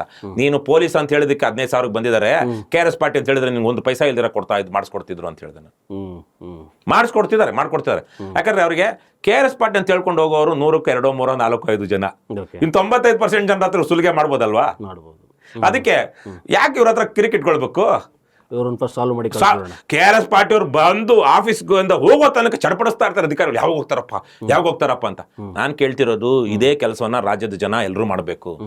ನೀವು KRS ಪಕ್ಷದ, ನೀವು ನಮ್ಮ ಪಕ್ಷಕ್ಕೆ ಓಟ್ ಹಾಕ್ತಿರೋ ಬಿಡ್ತೀರೋ, ನಿಮ್ಮ ಕರ್ಮ ನಮ್ಮ ಕರ್ಮ. ನಮ್ಮ ಪಕ್ಷನ ಬೆಂಬಲಿಸ್ತಿರೋ ಬಿಡ್ತೀರೋ, ನಮ್ಮ ಭವಿಷ್ಯ ಹೆಂಗಿದೆಯೋ ಗೊತ್ತಿಲ್ಲ. ಆದ್ರೆ ನಿಮ್ಗೆ ಒಳ್ಳೇದಾಗ್ಬೇಕಾ, ನಿಮ್ ಕೆಲಸ ಆಗ್ಬೇಕಾ, ನೀವು ಲಂಚ ಕೊಡದೆ ಕೆಲಸ ಮಾಡಿಸ್ಕೊಳ್ಬೇಕಾ, ಬಳಸಿ. ಈ ರಾಮಬಾಣವನ್ನ ಹ್ಮ್ ನಮ್ಮ ಆನೇಕಲ್ ತಾಲೂಕಿನಲ್ಲಿ ನಮ್ಮ ಜೊತೆಗೆ ಬಂದಿಲ್ಲದಂತಹ BJP ಕಾಂಗ್ರೆಸ್ನ JDSನ ಕಾರ್ಯಕರ್ತರಿಗೆ ಎಲ್ಲಾನು ರವಿಕೃಷ್ಣಾರೆಡ್ಡಿ ನಮ್ಮ ಫ್ರೆಂಡು, ನಮ್ಮ ನೆಂಟ, ನಮ್ಮ ಬಾಮೈದ, ನನ್ನ ತಮ್ಮ, ನನ್ನ ಕ್ಲಾಸ್ಮೇಟ್ ಅಂತ ಹೇಳ್ಕೊಳ್ತಾ ಇದ್ದಾರಲ್ಲ, ಅದೇ ಮಂತ್ರವನ್ನ, ಅದೇ ರಾಮಬಾಣವನ್ನ ಬಳಸಿ ನಿಮ್ ಕೆಲಸ ರಾಮಬಾಣ ದುರ್ಬಳಕೆ ಆಗಿದ್ದಿಲ್ವಾ? ರಾಮಬಾಣ ದುರ್ಬಳಕೆ ಯಾವಾಗ ಆಗುತ್ತೆ? ನಿಮ್ಮ ಹೆಸರು ಹೇಳ್ಕೊಂಡು ಅಕ್ರಮವನ್ನ ಸಕ್ರಮ ಮಾಡ್ಕೊಂಡಾಗ. ಹ್ಮ್ ನಾವೆಲ್ಲ ಅಧಿಕಾರಿಗಳು ನೇರವಾಗಿ ಹೇಳ್ಬಿಡಿದ್ವಿ. ನನಗೆ ಹಲವಾರು ಜನ ಹೇಳ್ತಾರೆ ಇಲ್ಲಿವರೆಗೆ ಆಗಿಲ್ಲ. ಹೆಂಗೆ ಆರೋಪಗಳು ಬಂದಿದಾವ? ಹೆಂಗೆ ಆರೋಪಗಳು ನೂರಲ್ಲಿ ಒಂದೆರಡು ಬಂದೇ ಬರುತ್ತೆ. ಆರೋಪಗಳು ನಮಗ್ ಬರದೇ ಇದ್ರು ಖಂಡಿತ ಆಗಿರುತ್ತೆ. ಆದ್ರೆ 1, 2, 3, 4 ಸಾವಿರಗಳಲ್ಲಿ ಯಾಕಂದ್ರೆ ಕೆಲವೊಬ್ರು ಇದ್ದೇ ಇರ್ತಾರಲ್ವಾ, ಅಕ್ಕಿ ಮುಟ್ಟಲ್ ಏನೋ ಇದ್ದೇ ಇರುತ್ತೆ. ನಾವು ಅದನ್ನ ಇಲ್ವೇ ಇಲ್ಲ ಅಂತ ಹೇಳೋದಿಕ್ಕಾಗೋದಿಲ್ಲ. ಒಂದೆರಡು ಕಡೆಗಳಲ್ಲಿ ಅವರು ನಮ್ಮ ಪಕ್ಷ ಕೊಟ್ಟಂತ ಶಕ್ತಿಯನ್ನು ದುರ್ಬಳಕೆ ಮಾಡ್ಕೊಂಡಿದ್ರು. ನೇರವಾಗಿ ನಾನೇ ವಿಚಾರಣೆ ಮಾಡಿ ಅವನ್ನ ಆವತ್ತಿನ ಪಕ್ಷದ ಸಸ್ಪೆಂಡ್ ಮಾಡಿಸ್ತು 2 ಪ್ರಕರಣಗಳಲ್ಲಿ. ಇದೆಲ್ಲ ನೋಡ್ತಾ ಇದ್ದಾರೆ. ಆದ್ರೆ ಸಾವಿರಾರು ಕಡೆಗಳಲ್ಲಿ ನ್ಯಾಯ ಪಡ್ಕೊಂಡಿದಾರಲ್ವಾ. ಇವತ್ತು ಅನ್ನಭಾಗ್ಯದಲ್ಲಿ ಇವತ್ತು ಏನಾದ್ರೂ ಸ್ವಲ್ಪ ಮಟ್ಟಿಗೆ ಹತೋಟಿಗೆ ಬಂದು ಅಕ್ರಮಗಳು, ಅವರಿಗೆ ಸರಿಯಾಗಿ ದುಡ್ಡು ತಗೊಳ್ಳದೆ, ಅಂದ್ರೆ ಉಚಿತವಾಗಿ ಕೊಡಬೇಕಾಗಿರುವಂತ ಸಂದರ್ಭ ದುಡ್ಡು ತಗೊಳ್ತಿರಲ್ಲ, ದುಡ್ಡು ತಗೊಳ್ಳದೆ ಮತ್ತೆ ತೂಕದಲ್ಲೂ ಸರಿಯಾಗಿ ಕೊಡ್ತಾ ಇರೋದ ಕಾರಣ KRS ಪಕ್ಷ, ಲಂಚಮುಕ್ತ ಕರ್ನಾಟಕ ನಿರ್ಮಾಣ ವೇದಿಕೆ, ನಾವು ಮಾಡಿದಂಥ ಜನಜಾಗೃತಿ, ಹೀಗೆ ಹತ್ತಾರು ವಿಚಾರಗಳಲ್ಲಿ ಇವತ್ತು ಸರ್ಕಾರಿ ವಾಹನಗಳು ಎಷ್ಟು ದುರ್ಬಳಕೆ ಆಗ್ತಾ ಇದೆ. ಏನ್ ಸರ್ಕಾರದ ವಾಹನಗಳು ದುರ್ಬಳಕೆ ನಿಲ್ಸೋದಕ್ಕೆ ಸರ್ಕಾರ ಮಾಡಿದ್ರೆ ಇನ್ಯಾರು ಮಾಡಬೇಕು? ಆದ್ರೆ ನಾವು ನಿಲ್ಸಿದೀವಿ. ಸರ್ಕಾರದ ಯಾರು AC ಗಳು DC ಗಳು ಇನ್ನೊಬ್ರು ಅದು ಯಾರ್ಯಾರೋ ದೊಡ್ಡ ಕಾರುಗಳಲ್ಲಿ ಓಡಾಡ್ತಿರ್ತಾರಲ್ವಾ, ಅಥವಾ ಸಣ್ಣ ಪುಟ್ಟ ಅಧಿಕಾರಿಗಳು ಓಡಾಡ್ತಿರ್ತಾರೆ. ಅವ್ರು ಹೋಗುವಾಗ ಶನಿವಾರ ಭಾನುವಾರ ಗಾಡಿ ತೆಗೆಯೋದಕ್ಕೆ ಮೊದಲು ಸುತ್ತಮುತ್ತ ನೋಡ್ಕೊಂಡು ತೆಗಿತಿದ್ದಾರೆ. ಈಗ ನಮಗೆ ಡ್ರೈವರ್ಗಳೇ ಮಾಹಿತಿ ಕೊಡ್ತಾ ಇದ್ದಾರೆ, ಸಾರ್ ನಮ್ಗೆ ರಜಾ ಕೊಟ್ಟಿಲ್ಲ ಈ ದರಿದ್ರದವನು, ಇವತ್ತು ಓಡಾಡ್ತಾ ಇದ್ದಾರೆ. ಇವತ್ತು ನಮ್ಮನ್ನೆಲ್ಲ ಕರ್ಕೊಂಡು ಬಂದು ಇವ್ರು, ಯಾಕಂದ್ರೆ ಇವರು ಹೋಟ್ಲ್ಗಳಲ್ಲಿ 5 ಸ್ಟಾರ್ ಹೋಟ್ಲ್ಗಳಲ್ಲಿ ಮಾವನ ಮನೆಯಲ್ಲಿ ಮಜಾಗ್ ಮರ್ಕೊಂಡಿರ್ತಾರೆ. ಇವ್ನು ಡ್ರೈವರ್ ಆದವನು ಗಾಡಿ ಕೆಳಗಡೆನೋ ಗಾಡಿ ಒಳಗಡೆನೋ ಸೊಳ್ಳೆ ಕಡಿಸ್ಕೊಂಡು ಬದುಕಬೇಕು. ರಜಾ ಇದ್ರೆ ಅವ್ನಿಗೆ ಹೆಂಡತಿ ಮಕ್ಳಿರಲ್ವಾ. ಇವ್ರ ಸ್ವಂತ ತೆವಲಿಗೆ, ಇವರ ಶೋಕಿಗೆ ಆ ಸರ್ಕಾರಿ ಗಾಡಿಯನ್ನು ದುರ್ಬಳಕೆ ಮಾಡಿಕೊಂಡು ಸರ್ಕಾರದ ಪೆಟ್ರೋಲ್ ಹಾಕೊಂಡು ಪಾಪ ಇವನಿಗೆ ಕೆಲಸದವನಿಗೆ ರಜಾನೂ ಕೊಡಿದ್ರೆ ಕರ್ಕೊಂಡು ಹೋಗ್ತಾರಲ್ಲ. ಸೊ ಈ ತರಕ್ಕೆ ನೂರಾರು ಬದಲಾವಣೆಗಳನ್ನ ಮಾಡಿದ್ದೀವಿ. ಮಧ್ಯದಲ್ಲಿ ಯಾರೊಬ್ಬರು ಮಾಡ್ಕೊಳ್ತಾರೆ, ಅಂಥವ್ರಿಗೆ ನಮ್ಮದು ಬೆಣ್ಣೆ ಕಡಿತಾ ಇರ್ತೀವಿ, ಕಲ್ಮಶಗಳು ಹೋಗ್ತಾನೆ ಇರುತ್ತೆ. ನಾವು ಬೇರೆಯವ್ರಿಗೂ ಅಷ್ಟೇ ಹೇಳೋದು, ನೀವು ಹಿಂದೆ ಯಾವುದೇ ಪಕ್ಷದಲ್ಲಿರಿ, ಏನಾದರೂ ಮಾಡಿರಿ, ಅತ್ಯಾಚಾರ, ಕಳ್ಳತನ, ಕೊಲೆ ಅಂತಹ ಅಪರಾಧಗಳು ಮಾಡಿಲ್ಲ ಅಂದರೆ ಹಿಂದೆ ಯಾವುದೇ ಪಕ್ಷದಲ್ಲಿ ಸಣ್ಣ ಪುಟ್ಟ ಲಂಚ ತಗೊಂಡಿರೋದೋ, ಲಂಚ ಕೊಟ್ಟಿರೋದೋ, ಇನ್ನೊಂದೇನು, ಯಾಕಂದ್ರೆ ಇದು ಆವತ್ತಿನ ಕಾಲದಲ್ಲಿ ನಡೀತಾ ಇತ್ತು. ಹಿಂದೆ ನಮ್ಮ ಪಕ್ಷ ಇರಲಿಲ್ಲ, ನೀವು ಆ ಪಕ್ಷದಲ್ಲಿ ಇದ್ಕೊಂಡು ನೀವೇ ಹಣನೂ ಹಂಚಿರ್ಬೋದು, ಹೆಣ್ಣನ್ನು ಕೊಡ್ಸಿರ್ಬೋದು. ಆದರೆ ಏನೇ ಇಲ್ಲಿ ನಮ್ಮ ಪಕ್ಷಕ್ಕೆ ಬನ್ನಿ, 2ನೇ ಹಂತದ 3ನೇ ಹಂತದ ನಾಯಕರು ನಮ್ಮ ಪಕ್ಷಕ್ಕೆ ಬನ್ನಿ. ನಮ್ಮ ಪಕ್ಷಕ್ಕೆ ಬಂದಾಗ ಮೊದಲ ದಿನದಿಂದಲೂ ನಮ್ಮ ತರಕ್ಕಿರ್ಬೇಕು. ನೀವು ನಮ್ಮನ್ನು ಬದಲಾಯಿಸೋದಲ್ಲ, ನೀವು ಇಲ್ಲಿ ಬಂದು ಬದಲಾಗಬೇಕು, ನಮ್ಮ ತರ ಇರ್ಬೇಕು. ಮತ್ತೆ ನೀವು ಪಕ್ಷ ಬಿಟ್ಟು ಹೋದ್ಮೇಲೆ ಇನ್ಯಾವ ಹಲ್ಕ ಕೆಲಸ ಮಾಡ್ತೀರಾ, ನಮ್ಗೆ ಅದು ಜವಾಬ್ದಾರಿ ಅಲ್ಲ, ಸಂಬಂಧ ಇಲ್ಲ. ನಮ್ಮ ಜೊತೆಗಿರೋ ತನಕ ನಮ್ಮ ತರ ಇರಿ. ಇಲ್ಲೇ ಮುಂದುವರಿತೀರಾ, ನಿಮ್ಮ ಜೀವನಕ್ಕೂ ಒಳ್ಳೇದಾಗುತ್ತೆ, ನಿಮ್ಮ ಬದುಕಿಗೊಂದು ಸಾರ್ಥಕತೆ ಸಿಗುತ್ತೆ. ಆದರೆ ಬಿಟ್ಟು ಹೋದ್ಮೇಲೆ ನಮ್ಗೆ ಯಾರು ಹೇಳ್ಬೋದು, ನಿಮ್ಮ ಪಕ್ಷದಲ್ಲಿದ್ದ ಇವಾಗ ಇಂಥದ್ದು ಅದಕ್ಕೆ ನಾವೇನು ಜವಾಬ್ದಾರಿ? ದೊಡ್ಡ ಮಕ್ಕಳು ದೊಡ್ಡವರಾದ್ಮೇಲೆ ಅವ್ರಿಗೆ ಪ್ರಜ್ಞೆ ಬಂದ ಮೇಲೆ, ಅವ್ರಿಗೆ ಒಂದು ಪ್ರಬುದ್ಧತೆ ಬಂದ ಮೇಲೆ ಅವ್ರು ಪ್ರಜ್ಞಾಪೂರ್ವಕವಾಗಿ ತಪ್ಪು ಮಾಡಿದ್ರೆ ನಾವು ಅಪ್ಪ ಅಮ್ಮನ ಹೊಣೆ ಮಾಡೋಕ್ಕಾಗತ್ತಾ? ಅದೇ ರೀತಿಯಲ್ಲೇ ಯಾವುದೋ ಒಂದು ಇದು ಹಿಂದೆ ಇದ್ದ ಇದಕ್ಕೆ ಅವ್ನು ಹಿಂದೆ ಮಾಡಿದ್ದಾನೆ, ಇವಾಗ ಮಾಡ್ತಾ ಇಲ್ಲ, ಅವನಿಗೆ ಪಾಪಿಗೂ ಉದ್ಧಾರ ಮಿಹುದವು ಸೃಷ್ಟಿಯ ಮಹದ್ವ್ಯೂಹ ರಚನೆಯೋಳು ಅಂತ ಕುವೆಂಪು ಅವರು ಶ್ರೀರಾಮಾಯಣ ದರ್ಶನಮಲ್ಲಿ ಹೇಳ್ತಾರೆ. ನಾವು ಇದೇ ಜನನ ಬದುಕೋಬೇಕಲ್ವಾ, ನಮ್ಮ ಅಣ್ಣ ತಮ್ಮಂದ್ರೆ ಅಲ್ವಾ. ನಿನ್ನೆ ತನಕ ಏನೋ ಅಲ್ಕ ಕೆಲಸ ಮಾಡಿದ್ರೆ ಇವತ್ತೆ, ಹಾಗಾದ್ರೆ ಯಾಕೆ ನಾವು ತಪ್ಪು ಮಾಡಿದವ್ರನ್ನೆಲ್ಲ ಗುಂಡಿಗೆ ಕೊಲ್ತಾ ಇಲ್ಲ? ಯಾಕವ್ರು ಜೈಲಲ್ಲಿ ಇಡ್ತಾ ಇದೀವಿ? ಜೈಲ್ ಅಲ್ಲ, ಅದು ಕರೆಕ್ಷನಲ್ ಫೆಸಿಲಿಟೀಸ್, ಸುಧಾರಣಾ ಕೇಂದ್ರಗಳು. ಸುಧಾರಣೆ ಆಗೋದಕ್ಕೆ ನಮ್ಮ ಸಮಾಜನೇ ಕಾನೂನಿಗೆ ಅವಕಾಶ ಕೊಟ್ಟಿರೋವಾಗ ಈ ಹಿಂದೆ ಯಾವುದೋ ತಪ್ಪು ಮಾಡಿರೋಂಥ ಪರಿವರ್ತನೆಗೆ ಅವಕಾಶ ಕೊಡಬೇಕು. ಹಾಗಾಗಿ ನಮ್ಮ ಪಕ್ಷಕ್ಕೆ ಬರಲಿ, ಈ ಸಂದರ್ಭದಲ್ಲಾದರೂ ಅವರು ಒಳ್ಳೆ ಕೆಲಸ ಮಾಡಲಿ, ಅವ್ರ ಬದುಕಿಗೊಂದು ಅರ್ಥ, ಸಾರ್ಥಕತೆ ಕಂಡುಕೊಳ್ಳಿ ಅಂತ ನಾವು ಮಾಡ್ತಾ ಇದ್ದೀವಿ. ಪಕ್ಷದಲ್ಲಿ ನಿಮ್ಮ ಸಂಘಟನೆಗೆ ಸಾರ್ವಜನಿಕರಿಂದ ಹಣ ಬರುತ್ತೆ. ರವಿಕೃಷ್ಣಾರೆಡ್ಡಿ ಅವರು ವೈಯಕ್ತಿಕವಾಗಿ ಎಲ್ಲಿಂದ ಬರುತ್ತೆ? ಬದುಕೋದು ಹೆಂಗೆ? ನಾನು ಸುಮಾರು ಒಂದು 20 ವರ್ಷ ಸಾಫ್ಟ್ವೇರ್ ಇಂಜಿನಿಯರ್ ಕೆಲಸ ಮಾಡಿದೆ. ಅದರಲ್ಲಿ 10 ವರ್ಷ ಅಮೆರಿಕದಲ್ಲೇ ಕೆಲಸ ಮಾಡಿದೆ. ಹಾಗಾಗಿ ಅಮೆರಿಕದಲ್ಲಿ 10 ವರ್ಷ ಕೆಲಸ ಮಾಡಿದವನಿಗೆ ಇಲ್ಲಿ ಬಂದು ಒಂದು ಸಹಜವಾದ ಜೀವನ ಕಟ್ಕೊಂಡು ನಿವೃತ್ತನಾಗೋದಕ್ಕೆ ಅವಕಾಶ ಇಲ್ವಾ? ಬದುಕಿಗೆ ಒಂದು ದಾರಿ ಅಂತ ಬೇಕಲ್ಲ. ಅದೇ ಹೇಳಿದಲ್ವಾ, ಅಲ್ಲಿ ನಮ್ಮ ಸೇವಿಂಗ್ಸು, ಇಲ್ಲಿ ಆಮೇಲೆ ಇವತ್ತಿನ 100 ಕೋಟಿ ರೂಪಾಯಿ ಆಸ್ತಿ ನಮ್ಮ ತಂದೆ ಕಡೆಗಿದೆ. ಆದರೆ ನಾನು ಅದ್ರಲ್ಲಿ ಬದುಕ್ತಾ ಇಲ್ಲ, ನಾನು ಅದನ್ನು ಏನಕ್ಕೂ ಬಳಸ್ತಾ ಇಲ್ಲ. ಆದರೆ ನಾವು ಒಂದಷ್ಟು ನಾನು ನಮ್ಮ ಮನೆಯವರಿಬ್ಬರು ದುಡಿದನ್ನ ತಂದು ಇಲ್ಲೊಂದಷ್ಟು ಬಾಡಿಗೆ ಮನೆಗಳು ಕಟ್ಕೊಂಡ್ವಿ. ಅವ್ರಿಗೆ ಇದ್ದಂಥ ಸೈಟಲ್ಲಿ ಒಂದಷ್ಟು ಬಾಡಿಗೆ ಬರುತ್ತೆ. ತುಂಬ ಸಿಂಪಲ್ ಲೈಫ್ ನಮ್ದಂತ. ಏನು ನಮ್ಮ ಸಹಜವಾಗಿ ಜನಕ್ಕೆ ಈಗ ನೀವು ಸೋಷಿಯಲ್ ಮೀಡಿಯಾದಲ್ಲಿ ಓಡಾಡ್ತಾ ಇರ್ತೀರಿ, ತುಂಬಾ ಜನ ನಾನು ಯಾವುದೇ ಕೆಲಸ ಮಾಡ್ತಾ ಇಲ್ಲ, ಯಾವುದೇ ಉದ್ಯೋಗ ಮಾಡ್ತಾ ಇಲ್ಲ, ಯಾವುದೇ ಉದ್ಯೋಗ ಮಾಡ್ತಾ ಇಲ್ಲ, ಇರೋದಿಬ್ರು ಮಕ್ಕಳು, ದೊಡ್ಡ ಮಗಳು ಬೆಳಗಾದ್ರೆ ನೀವು ಹೋರಾಟದಲ್ಲೇ ಇರ್ತೀರಿ, ಎಲ್ಲೋ ಒಂದ್ ಕಡೆ ಮಗಳು ದೊಡ್ಡವಳು ಅವಳು ಅಮೆರಿಕದಲ್ಲಿ ಈಗ BS ಫೈನಲ್ ಇಯರ್ ಅಲ್ಲಿ ಇದ್ದಾಳೆ. ಮಗ ಈಗ 10ನೇ ಕ್ಲಾಸ್ ಓದ್ತಿದ್ದಾನೆ. ಅವ್ನು ಇನ್ನೊಂದು 2 ವರ್ಷ ಆದ್ಮೇಲೆ ಅವನು ಬಹುಶಃ ಅಮೆರಿಕಕ್ಕೆ ಹೋಗ್ತಾನೆ. ಬೆಂಗಳೂರು ನಗರ ಜಿಲ್ಲೆಯ ಆನೇಕಲ್ ತಾಲೂಕಿನ ಬೊಮ್ಮಸಂದ್ರ. ಸೊ ಹಾಗಾಗಿ ನಮ್ಗೊಂದಷ್ಟು ಭೂಮಿ ಇದೆ, ಒಂದಷ್ಟು ಆದಾಯ ಇದೆ, ತಂದೆ ತಾಯಿನೂ ಚೆನ್ನಾಗಿದೆ. ನಾನು ME master of engineering in computer science, BEನೂ ಅದರಲ್ಲೇ, MEನೂ ಅದರಲ್ಲೇ. BE ಮತ್ತು ME ಮಾಡಿಕೊಂಡು ಇಲ್ಲೊಂದು ವರ್ಷ ಕೆಲಸ ಮಾಡಿ ಆಮೇಲೆ ಅಮೆರಿಕಕ್ಕೆ ಹೋಗಿ ಅಲ್ಲಿ 10 ವರ್ಷ ಇದ್ದು. ಸೊ ತುಂಬ ಸರಳವಾಗಿ ನನ್ನ ಹಲವಾರು ಪ್ರಯೋಗಗಳನ್ನ ಮಾಡಿ ನನ್ನ 3 ವರ್ಷದ ಸೇವಿಂಗ್ಸ್ನೆಲ್ಲ ವಿಕ್ರಾಂತ ಕರ್ನಾಟಕ ಅನ್ನುವಂಥ ಒಂದು ಪತ್ರಿಕೆ, ಒಂದು ವಿಭಿನ್ನವಾದಂತಹ ನಿಷ್ಪಕ್ಷಪಾತವಾದಂತಹ ಒಂದು ಮಾದರಿಯಾದಂತಹ ಕನ್ನಡದಲ್ಲಿ ಇಲ್ಲಿ ತನಕ ಇಲ್ಲದಂತಹ ಮಾದರಿ ಪತ್ರಿಕೆ ಮಾಡಬೇಕು, ವಾರಪತ್ರಿಕೆ ಮಾಡಬೇಕು ಅಂತ ಮಾಡಿದೆ. ಅದು ಮಾದರಿ ಆಯಿತು, ಆದರೆ ಯಶಸ್ವಿ ಆಗಲಿಲ್ಲ. ನನ್ನ 3 ವರ್ಷಗಳ ಸೇವಿಂಗ್ಸ್ ಹೋಯಿತು. ಅಲ್ಲ, ಅದು ಒಂದು ಬದಲಾದ ಕಾಲಘಟ್ಟದಲ್ಲಿ ನಾನು ಹಿಂದಿನ ಸ್ವಲ್ಪ ಕಾಲಕ್ಕೆ ಹಿಂದಕ್ಕೆ ಹೋಗಿ ಮಾಡೋದಕ್ಕೆ ಶುರು ಮಾಡಿದೆ. ಕಾಲ ಮುಂದಕ್ಕೆ ಹೋಗ್ತಿದ್ದಾಗ ಎಲ್ಲ ಡಿಜಿಟಲ್ ಮೀಡಿಯಾಗೆ, ನ್ಯೂಸ್ ಚಾನಲ್ಗೆ ಇದಕ್ಕೆಲ್ಲ ಹೋಗಿ ಪ್ರಿಂಟ್ ಕಡಿಮೆ ಆಗ್ತಿದ್ದಂಥ ಸಂದರ್ಭದಲ್ಲಿ ಆ ಪ್ರಯೋಗ ಮಾಡಿದೆ. ಅಲ್ಲ, ನಿಮ್ಮ ಪ್ರಕಾರನೇ ಹೋದ್ರೆ ಈಗ ಅಪ್ರಾಮಾಣಿಕರೇ ತುಂಬಿರುವ ಈ ರಾಜಕಾರಣದಲ್ಲಿ ಪ್ರಾಮಾಣಿಕವಾಗಿ ಹೋಗ್ತೀನಿ ಆದ್ರೆ ಇದು ಅನಿವಾರ್ಯವಾಗಿ ಮಾಡಲೇಬೇಕಾಗಿರೋ ಯುದ್ಧ, ಇದು ಮಾಡಲೇಬೇಕಾಗಿರುವಂತ ಪ್ರಯೋಗ. ಆಮೇಲೆ ಇನ್ನೊಂದು 10 ವರ್ಷಕ್ಕೆ ನಿಮ್ಗೆ ಹಂಗ ಅನ್ಸಬಾರ್ದು. ಆಮೇಲೆ ಇಲ್ಲ, ಅದನ್ನ ಸರಿ ಸುಮಾರು ಈಗ ಒಂದು 20 ವರ್ಷಗಳಿಂದ ಸಾರ್ವಜನಿಕ ಜೀವನದಲ್ಲಿ ಇದ್ದೀನಿ, ತುಂಬಾ ಖುಷಿಯಾಗಿದ್ದೀನಿ. 5 ಎಲೆಕ್ಷನ್ಸ್ ಓದ್ತಿದ್ದೀನಿ. ಈಗ ಪ್ರತಿ ವಾರ ತಲೆ ಕೆರ್ಕೊಳ್ಳೋ ರೀತಿಯಲ್ಲಿ ಕೋರ್ಟ್ಗಳಿಗೆ ಹೋಗ್ತಾ ಇದ್ದೀನಿ. 5 ಸೋಲಾಗಿದೆ. ಪಾಠ ಏನ್ ಕಲ್ತಿದ್ದದ್ರಲ್ಲಿ? ಪಾಠ ನಮ್ದು ರಾಜಕಾರಣ ನನಗಲ್ಲ ಅಂತ ಇಲ್ಲ. ನಾನು ಸ್ಪಷ್ಟತೆ ಸಿಗೋದೇ ಇಲ್ಲ ಇದರಲ್ಲಿ. ಇದು ನಾನು ವೈಯಕ್ತಿಕವಾಗಿ ನಾನು ಗೆದ್ದು ಬಿಡಬೇಕು, ನಾನು MLA ಒಬ್ಬ ರಾಜ್ಯದ ಮಾಜಿ ಮುಖ್ಯಮಂತ್ರಿಗಳೇ ನನ್ನನ್ನು ಅವ್ರ ಪಾರ್ಟಿ ಕರೆದಿದ್ರು. ಇನ್ನೊಬ್ರು ಯಾರೋ ಕರೆದು ಅವ್ರ ಪಾರ್ಟಿಯಿಂದ ಆಡಳಿತಾರೂಢ ಪಕ್ಷದಿಂದ ಟಿಕೆಟ್ ಕೊಡ್ತೀವಿ ಬನ್ನಿ ಅಂದಿದ್ರು. ನಂದೊಂದು ತತ್ವ ಸಿದ್ಧಾಂತ ಇದೆ, ನಾನು ಬಿಡೋದಿಲ್ಲ. ನಾನೇನೋ ಆಗ್ಬೇಕು ಅನ್ನೋ ಆಗಿದ್ರೆ ಇವತ್ತಿಗೂ ಎಲ್ಲ ಥರದ ಅಕ್ರಮಗಳನ್ನ ಮಾಡೋದಕ್ಕೆ ಗೊತ್ತಿದೆ, ಮಾಡಲ್ಲ. ಮಾಡೋದಕ್ಕಾಗುತ್ತೆ, ಮಾಡಲ್ಲ. ನಾವಿದೆ, ನನಗೆ ವೈಯಕ್ತಿಕವಾಗಿ ನಾನೇನೋ ಆಗ್ಬಿಡ್ಬೇಕು ಅಂತಿಲ್ಲ. ನಾವು ಹೋಗೋ ದಾರಿಲಿ ನಮಗೆ ಪ್ರಯಾಣ ಮುಖ್ಯ, ಗುರಿಯಷ್ಟೇ ಪ್ರಯಾಣ ಶುದ್ಧವಾಗಿರ್ಬೇಕು ಅಂತ. ಹಾಗಂತೇಳಿ ಗುರಿ ಮುಟ್ಟಬೇಕು ಅಂತಿಲ್ಲ, ಗುರಿ ಮುಟ್ತೀವಿ. ಮುಟ್ಟೋದಕ್ಕಾಗದೇ ಇದ್ರು ನಾವು ಅದೇ ದಾರಿಲಿ ಇದ್ವಲ್ವಾ, ಗಾಂಧಿ ಮಾರ್ಗ. Your means should justify your end ಅಂತ ಹೇಳ್ತಾರಲ್ವಾ. ಪಡೆದೇ ಪಡಿತೀವಿ ಅಂತ ಹೇಳಕ್ಕ ದಾರಿಲಿ ಇರ್ತೀರಿ, ಪಡೆದೇ ಪಡಿತೀವಿ ಅನ್ನೋದನ್ನ ವಿಶ್ವಾಸ ಇಲ್ಲ ಈ ಪ್ರಾಮಾಣಿಕ ಪಕ್ಷನ. ಅಲ್ಲ, ಅದಾಗುತ್ತೆ ನಮ್ಮ ಕಾಲಘಟ್ಟದಲ್ಲಿ ಆಗುತ್ತೋ ಅಥವಾ ನಾವು ಬದುಕಿರೋ. ಈಗ ನಮ್ಮ ಪಕ್ಷದ ಉಪಾಧ್ಯಕ್ಷರು ಒಬ್ರು ಇದ್ರು, ಅವರು DK ರವಿ ಇದ್ರಲ್ವಾ, ಆತನ ಜೊತೆ ಎಕ್ಸೈಸ್ ಸಬ್ ಇನ್ಸ್ಪೆಕ್ಟರ್ ಆಗಿದ್ದರು. DK ರವಿನು ಎಕ್ಸೈಸ್ ಡಿಪಾರ್ಟ್ಮೆಂಟ್ ಸಬ್ ಇನ್ಸ್ಪೆಕ್ಟರ್, ಆಮೇಲೆ IAS ಆಗಿದ್ದು. ಅವರಿಬ್ರು ಕೊಲೀಗ್ಸ್ ಆಗಿದ್ರು. SH ಲಿಂಗೇಗೌಡ ಅಂತ ಮದ್ದೂರ್ನವ್ರು, ಅವ್ರು ನಮ್ಮ ಪಕ್ಷದ ಅವರು ಇದರಲ್ಲಿ ಎಕ್ಸೈಸ್ ಡಿಪಾರ್ಟ್ಮೆಂಟಲ್ಲಿ ಇನ್ಸ್ಪೆಕ್ಟರ್ ಆಗಿದ್ರು. ಆಮೇಲೆ ಕೆಲಸ ಬಿಟ್ಟು ಬಂದು ನಮ್ಮಾಗೆ ಸಾಮಾಜಿಕ ಚಳವಳಿ ತೊಡ್ಕೊಂಡ್ರು, ನಮ್ಮ ಸಂಪರ್ಕಕ್ಕೆ ಬಂದರು. ಕರ್ನಾಟಕ ರಾಷ್ಟ್ರ ಸಮಿತಿ ಮಾಡಿದಾಗ ಅದರ ಸಂಸ್ಥಾಪಕ ಉಪಾಧ್ಯಕ್ಷರಾದರು. ಅವ್ರನ್ನ ಕಾರ್ಯಾಧ್ಯಕ್ಷರನ್ನಾಗಿ ಮಾಡಿದ್ವಿ 2024 ಡಿಸೆಂಬರಲ್ಲಿ. ಅದಾದ 4-5 ದಿವಸಕ್ಕೆ ಯಾವುದೋ ಒಂದು ಪಾದಯಾತ್ರೆಯಲ್ಲಿ ಪಾಲ್ಗೊಳ್ಳೋದಕ್ಕೆ ಹೋಗಿ ಗುಜರಾತಲ್ಲಿ ತೀರ್ಕೊಂಡ್ಬಿಟ್ರು. ಬದುಕು ಈಗ ನಾನು ಮಾತಾಡ್ತಿರೋಗ್ಲೇ ನನ್ಗೆ ಹೃದಯಾಘಾತ ಆಗ್ಬೋದು ಅಲ್ವಾ? ಎಷ್ಟೋ ಜನ ಆಗಿಲ್ವಾ? ಪೇಪರ್ ಟಿವಿ ನ್ಯೂಸ್ ಆ್ಯಂಕರ್ಗಳು ಓದ್ತಿನಲ್ಲಿ ಬಿದ್ದು ಎಷ್ಟು ಸಲ ನೋಡಿಲ್ಲ ನಾವು?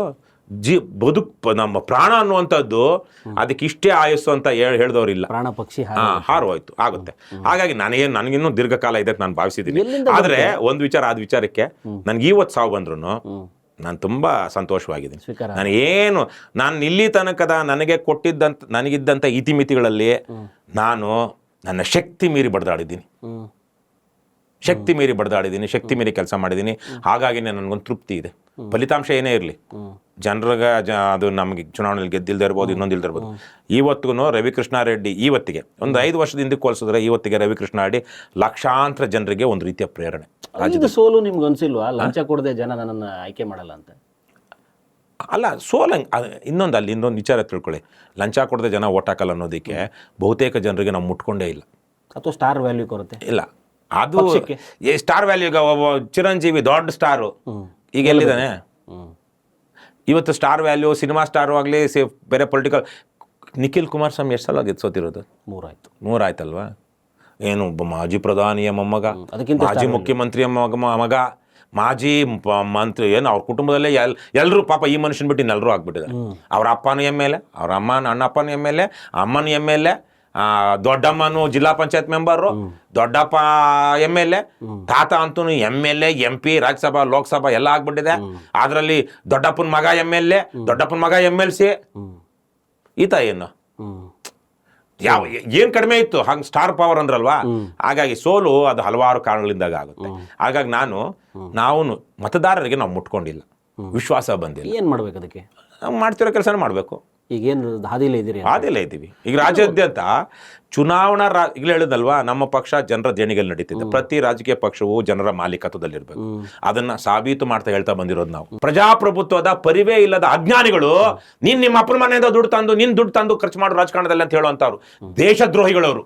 ದೇಶದ ಬಗ್ಗೆ ಜ್ಞಾನ ಇಲ್ಲದವರು ಅಂತವ್ರು. ಪ್ರಜಾಪ್ರಭುತ್ವದ ಬಗ್ಗೆ, ಒಂದು ನಾಡಿನ ಬಗ್ಗೆ, ವ್ಯವಸ್ಥೆಯ ಬಗ್ಗೆ ಜ್ಞಾನ ಇಲ್ಲದಂತಹ ಅಜ್ಞಾನಿಗಳು, ಅಹಂಕಾರಿಗಳು. ನಿಮ್ಮ ಅಪ್ಪನ ದಾನಶೂರ ವೀರಕರಣ ಬೇಕೇನ್ರಯ್ಯ ನಿಮಗೆ? ನಾವು ನಮ್ಮ ಸಂಬಳಕ್ಕೆ ಇಟ್ಕೊಳ್ತಿರೋದು ರಾಜಕಾರಣಿಯನ್ನ, ಒಬ್ಬ MLAಯನ್ನ, ಒಬ್ಬ ಅಧಿಕಾರಿಯನ್ನ. ನಮಗ ಅವನು ಅಡಿಯಾಳಾಗಿರ್ಬೇಕು ಹೊರತು ನಮ್ಮ ಕತ್ತಿನ ಪಟ್ಟಿ ಅವನ ಕೈ ಕೊಡೋದಲ್ಲ, ಅವನ ಕತ್ತಿನ ಪಟ್ಟಿ ನಮ್ಮ ಕೈಲಿರ್ಬೇಕು. ಆ ಥರ ರಾಜಕೀಯ ಪಕ್ಷ ಇರಬೇಕು. ಅದೇ ಕಾರಣದಿಂದ ಇವತ್ತು ಚುನಾವಣಾ ದೇಶದ ರಾಜಕೀಯ ಪಕ್ಷಗಳು ನೋಡಿದ್ರೆ ಕುಟುಂಬ ರಾಜಕಾರಣ ಯಾಕೆ ಬಂದಿದೆ? ಅವನು ತಲೆ ಹಿಡ್ದ, ದುಡ್ಡು ಮಾಡ್ದ, ತಂದು ಚೆಲ್ಲದ, ಅವನಿಗೆ ಅವ್ನು ನಮ್ಮ ಜಾತಿ ಅವನು ಅಂದ್ಕೊಂಡು ಅವ್ನು ದುಡ್ಡು ಕೊಟ್ಟಂತಲೂ ಜೈ ಅಂತರು. ಅವನೇನಾಗಿದ್ದಾನೆ ಇವತ್ತು? ಖಾಸಗಿ ಆಸ್ತಿ ಮಾಡ್ಕೊಂಡಿದ್ದಾನೆ. ಆಂತರಿಕ ಪ್ರಜಾಪ್ರಭುತ್ವ ಇದೆಯಾ?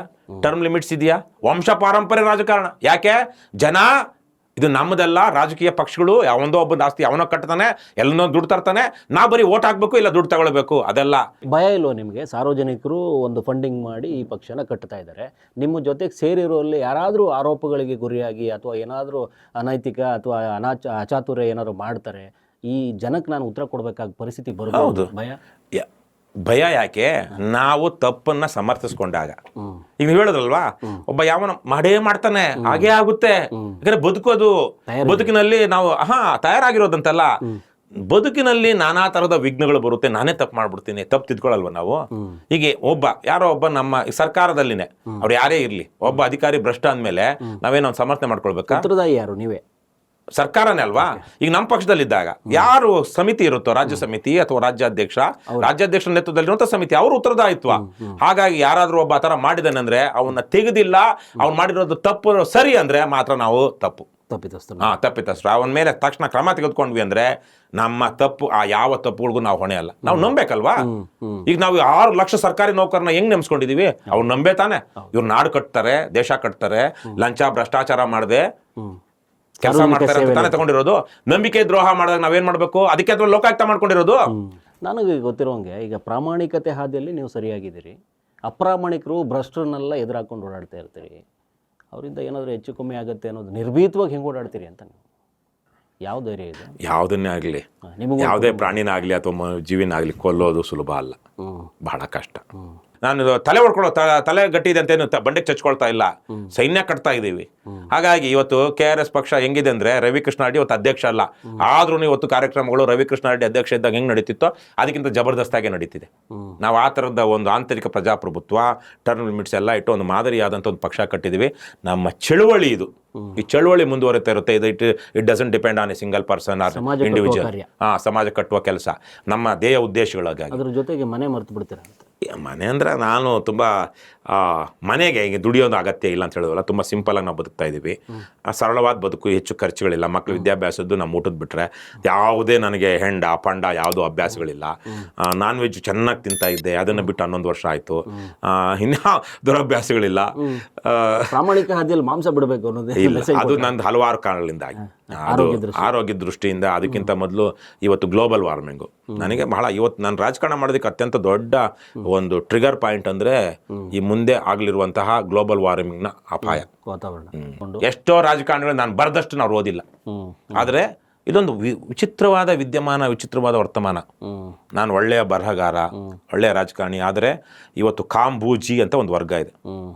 ನಾನು ಹೇಳಿದ್ದಲ್ಲ, ಚಂಪಾ ಅವ್ರು ಹೇಳಿದ್ದು, ಕಾಂಗ್ರೆಸ್ ಬುದ್ಧಿಜೀವಿ ಅಂತ. ಬಹುತೇಕ ಈ ವಿದ್ಯಾವಂತ ಪ್ರಗತಿಪರ ವರ್ಗದವರು ಇವತ್ತು ಕಾಂಗ್ರೆಸ್ನ ಅಡಿಯಾಳಾಗಿದ್ದಾರೆ. ಇನ್ನು BJP ಪಾಪ ಪಂಪ್ ಹೊಡಿತಾನೆ ಇದ್ದಾರೆ ಅವ್ರ ಪರವಾಗಿ ಮಾತಾಡುವಂಥ ಬುದ್ಧಿಜೀವಿಗಳಿಗೆ. BJPಯಲ್ಲಿರುವಂಥ ಬಹುತೇಕ ಚಿಂತಕರಿಗೆ, ಬುದ್ಧಿಜೀವಿಗಳಿಗೆ ಇದು ಮೆದ್ಲಲ್ಲಿ ಜಾಸ್ತಿ ಇಲ್ಲ. ಲದ್ದಿಜೀವಿ ಅದು ನಾನು ಹಾಗನ್ನು ಲದ್ದಿಜೀವಿ ಅನ್ನಲ್ಲ, ಬಹುತೇಕರಿಗೆ ಸಾಮರ್ಥ್ಯ ಇಲ್ಲ BJPಯಲ್ಲಿರುವಂಥ ಚಿಂತಕರು. ಯಾಕಂದರೆ ಅವ್ರದ್ದು ಸಂಕುಚಿತವಾದಂತಹ ಧೋರಣೆ. KRS ಪಾಟೀಲ್ ಆದರೆ ಈ ಕಾಂಗ್ರೆಸ್ ಅಲ್ಲಿರುವಂತಹ ಹಲವಾರು ಬುದ್ಧಿಜೀವಿಗಳು, ಕಾಂಗ್ರೆಸ್ ಪರವಾಗಿರುವಂತಹ ಬುದ್ಧಿಜೀವಿಗಳಿಗೆ ಒಳ್ಳೆ ಚಿಂತನೆಗಳಿದೆ, ಆದರೆ ಅವರು ಅಪ್ರಾಮಾಣಿಕರಾಗಿದ್ದಾರೆ. ಹಾಗಾಗಿನೇ ಈಗ ನನ್ನದೇ ಎಷ್ಟೋ ವಿಚಾರಗಳ ಬಗ್ಗೆ ನಾನು ಬರ್ದಿರುವಂಥ, ನನಗೆ ಗೊತ್ತಿರೋ ಹಾಗೆ ಇವತ್ತು ವಿಶಿಷ್ಟವಾದ ರಾಜಕಾರಣಿ ನಾನು ಹೇಳ್ಕೊಳ್ಬಾರ್ದು ಇವೆಲ್ಲ, ಆದರೆ ವಾಸ್ತವ ಇದು. ಹಾಗಾಗಿ ನಾನು ಒಬ್ಬ ಒಳ್ಳೆಯ ಬರಹಗಾರ, ಒಳ್ಳೆಯ ರಾಜಕಾರಣಿ, ನಾನು ಒಳ್ಳೆ ಚೆನ್ನಾಗಿ ಓದ್ತೀನಿ, ಒಳ್ಳೆ ಬರೆದಿದ್ದೀನಿ. ನನ್ನಿಂದ ಇವತ್ತು ಲಕ್ಷಾಂತರ ಜನ ಒಂದು ಸ್ಫೂರ್ತಿ ಪ್ರೇರಣೆ ಪಡ್ಕೊಂಡಿದ್ದಾರೆ. ನನ್ನ ಬರಹ ಕೇವಲ ಬರಹ ಅಥವಾ ಇದರಿಂದಲ್ಲ, ನಮ್ಮ ಕ್ರಿಯೆಯಿಂದಾಗಿ, ಸಾಮಾಜಿಕ ಕ್ರಿಯಾಶೀಲತೆಯಿಂದಾಗಿ, ನಾವು ಮಾಡ್ತಿರುವಂಥ ಕೆಲಸಗಳಿಂದಾಗಿ. ಹಾಗಾಗಿ ಇದೇನೇ ಒಂಥರ ಖುಷಿ. ಒಂದು ಈ ಪಕ್ಷದ ಒಳಗಡೆ ಹಣ ಕೊಟ್ಟವ್ರನ್ನ ಸೇರಿಸ್ಕೊಳ್ಳೋ ಬರದಲ್ಲಿ ಅಪ್ರಾಮಾಣಿಕರು ಬಂದು ಸೇರ್ಕೊಳ್ಳುವಂಥ ಭಯ ಇರುತ್ತೆ. ನಿಮ್ಮ ಪಕ್ಷದ ಮಾನದಂಡ ಏನು ಸೇರಿಸ್ಕೊಳ್ಳೋದು? ಯಾರು ಬೇಕಾದರೂ ಬರಬಹುದು, ಆದರೆ ಭ್ರಷ್ಟಾಚಾರದ್ದಾಗಲಿ, ಕೊಲೆ, ಈ ಥರ ಏನು ಹೀನಸ್ ಕ್ರೈಮ್ಸ್ ಅಂತೀವಿ, ಆ ಥರದಲ್ಲಿ ಆರೋಪಿತರಾಗಿರುವಂಥವ್ರು ಅಥವಾ ಶಿಕ್ಷೆ ಆಗಿರುವಂಥವ್ರು ನಮ್ಮ ಪಕ್ಷದಲ್ಲಿ ಅವಕಾಶ ಇಲ್ಲ. ಆದರೆ ಮಾನದಂಡ ಏನೂ ಇಲ್ಲ. ಯಾರು ನಾವೇನು ಇಲ್ಲಿ CIDಗೂ ಕೊಡೋಕ್ಕಾಗೋದಿಲ್ಲ, ನಮಗೇನು FBI ಇಂದ ಅವರು ಕ್ಯಾರೆಕ್ಟರ್ ಸರ್ಟಿಫಿಕೇಟ್ ತೊಗೊಂಡು ಬರಬೇಕು ಅಂತಿರುತ್ತೆ, ಬಟ್ ಅವ್ನು ಟ್ರಂಪ್ ಕೊಡೋದಿಲ್ಲ. ಇಲ್ಲಿ CBI ಕೊಡೋಣ ಅಂದರೆ ಅಮಿತ್ ಶಾ, ನರೇಂದ್ರ ಮೋದಿ ಒಪ್ಕೊಳ್ಳಲ್ಲ. ಇನ್ಯಾರು ಕೊಡಬೇಕು? ವಿಶ್ವಾಸ. ನಾವು ಅವ್ರು ಬಂದಾಗ ಯಾರೇ ಆಗಲಿ, ಮೊನ್ನೆ ಯಾರೊಬ್ಬರು ಒಂದು ಹೆಣ್ಮಗಳು ಬಂದ್ಲು, ಅವರು ನಾನು ಪೊಲೀಸ್ ರೌಡಿ ಶೀಟ್ ಮಾಡಿಬಿಟ್ಟಿದ್ದಾರೆ ಅಂದ್ಲು, ಅಯ್ಯಮ್ಮ ಮೆಂಬರು ಆದರು. ಆಮೇಲೆ ಕೆಲವೊಬ್ರು ಹೇಳಿದ್ರು, ನೀವು ರೌಡಿ ಶೀಟರ್ ಸೇರಿಸ್ಕೊಂಡು, ನಮ್ಗೇನು ಗೊತ್ತಿರುತ್ತೆ? ಆಮೇಲೆ ರೌಡಿ ಶೀಟರ್ ಅಂದ ತಕ್ಷಣಕ್ಕೆ ಅವ್ರೇನು ತಪ್ಪು ಮಾಡಿದ್ದಾರೆ ಅಂತೇನು ಅಲ್ವಲ್ಲ. ನಮ್ಮ ಪಕ್ಷದಲ್ಲಿರೋ 4 ಜನನ ಇದೇ ಪೊಲೀಸರು ಭ್ರಷ್ಟರು ರೌಡಿ ಶೀಟರ್ ಮಾಡಿದ್ದಾರೆ. ಅವ್ರು ರೌಡಿ ಮಾಡಿ ಅವ್ರಿಗೆ ನಾವು ಜವಾಬ್ದಾರಿ ಹುದ್ದೆ ಕೊಟ್ಟಿದ್ದೀವಾ?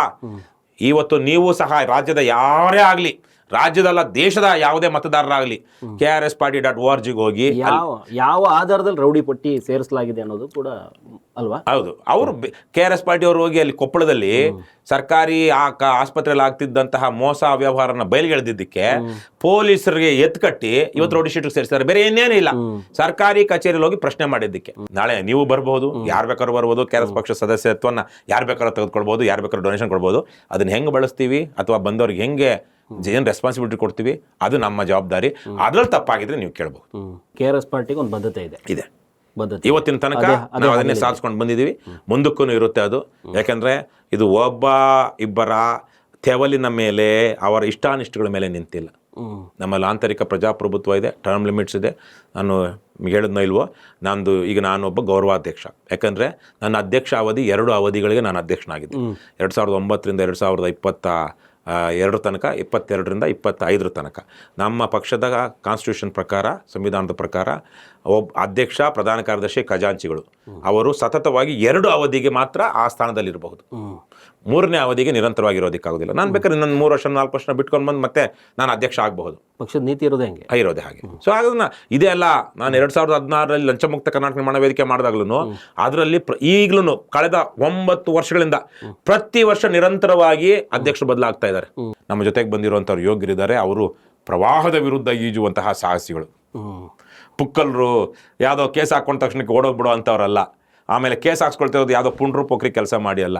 ನ್ಯಾಯವನ್ನು ಕೇಳಿ, ಸಂವಿಧಾನವನ್ನು ಆಗ್ರಹಿಸಿ, ಕಾನೂನಾತ್ಮಕ ಆಡಳಿತ ಕೊಡಿ ಅಂತ ಕೇಳಿ, ಏನು ದೊಡ್ಡ ಏನಂತಾರೆ ಗೂಂಡಾ ವ್ಯವಸ್ಥೆಯನ್ನು ಎದುರಿಸಿ, ಗೂಂಡಾಗಿರಿ ಮಾಡುವಂಥ ಪೊಲೀಸರನ್ನ ಎದುರಿಸಿ ಪುಕ್ಕಲ್ರು ಯಾರೂ ಇಲ್ಲ. ಆಮೇಲೆ ಅವ್ರಿಗೂ ನಾವು ನಂಬ್ಕೊಂಡು ಬಂದಿರೋ ನನ್ನ ವಿಚಾರಗಳಲ್ಲೂ ಒಂದಷ್ಟು ನಂಬಿಕೆ ಇದ್ದು, ವಿಶ್ವಾಸವಿಟ್ಟು ಅವರು ಅದೇ ಥರಕ್ಕೆ ಬೆಳೀತಾ ಇದ್ದಾರೆ, ನಡೀತಾ ಇದ್ದಾರೆ.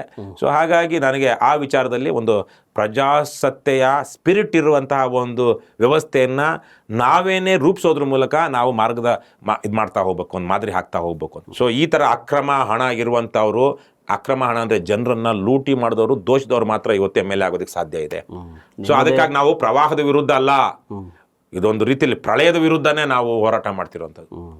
ನಿಮ್ಮ ಮಾತಿನ ಪ್ರಕಾರನೇ ಪ್ರಜಾಪ್ರಭುತ್ವದ ಕಗ್ಗೊಲೆಯಾಗಿರುವ ಸಮಯ. ಹೌದು. ಇಂಥ ಸಮಯದಲ್ಲಿ ನಾನೊಂದು ಪ್ರಾದೇಶಿಕವಾಗಿ ಗಟ್ಟಿ ಪಕ್ಷ ಕಟ್ತೀನಿ ಅಂತ ಹೊರಟಿದ್ದೀರಿ. ಅಪ್ರಾಮಾಣಿಕರು, ಭ್ರಷ್ಟರೇ ತುಂಬಿಕೊಂಡಿರುವ ರಾಜಕಾರಣದಲ್ಲಿ ಸ್ಪಷ್ಟ ಮತ್ತು ಪ್ರಾಮಾಣಿಕ ಪ್ರಾಮಾಣಿಕ ಜನಪರ ರಾಜಕಾರಣ ಕೊಡ್ತೀನಿ ಜನರಿಗೆ ಅಂತ ಹೊರಟಿದ್ದೀರಿ. ನಿಮ್ಮ ಪ್ರಯತ್ನಕ್ಕೆ ಗೆಲುವಾಗಲಿ. ನಮ್ಮ ಕಾರ್ಯಕ್ರಮಕ್ಕೆ ಬಂದಿದ್ದಕ್ಕೆ ನಿಮಗೆ ಧನ್ಯವಾದಗಳು ಸರ್. ನಮಸ್ಕಾರ. ನಿಮಗೂ ನಿಮ್ಮ ವೀಕ್ಷಕರು ಮತ್ತೊಮ್ಮೆ ನಮಸ್ಕಾರಗಳು. Thank you.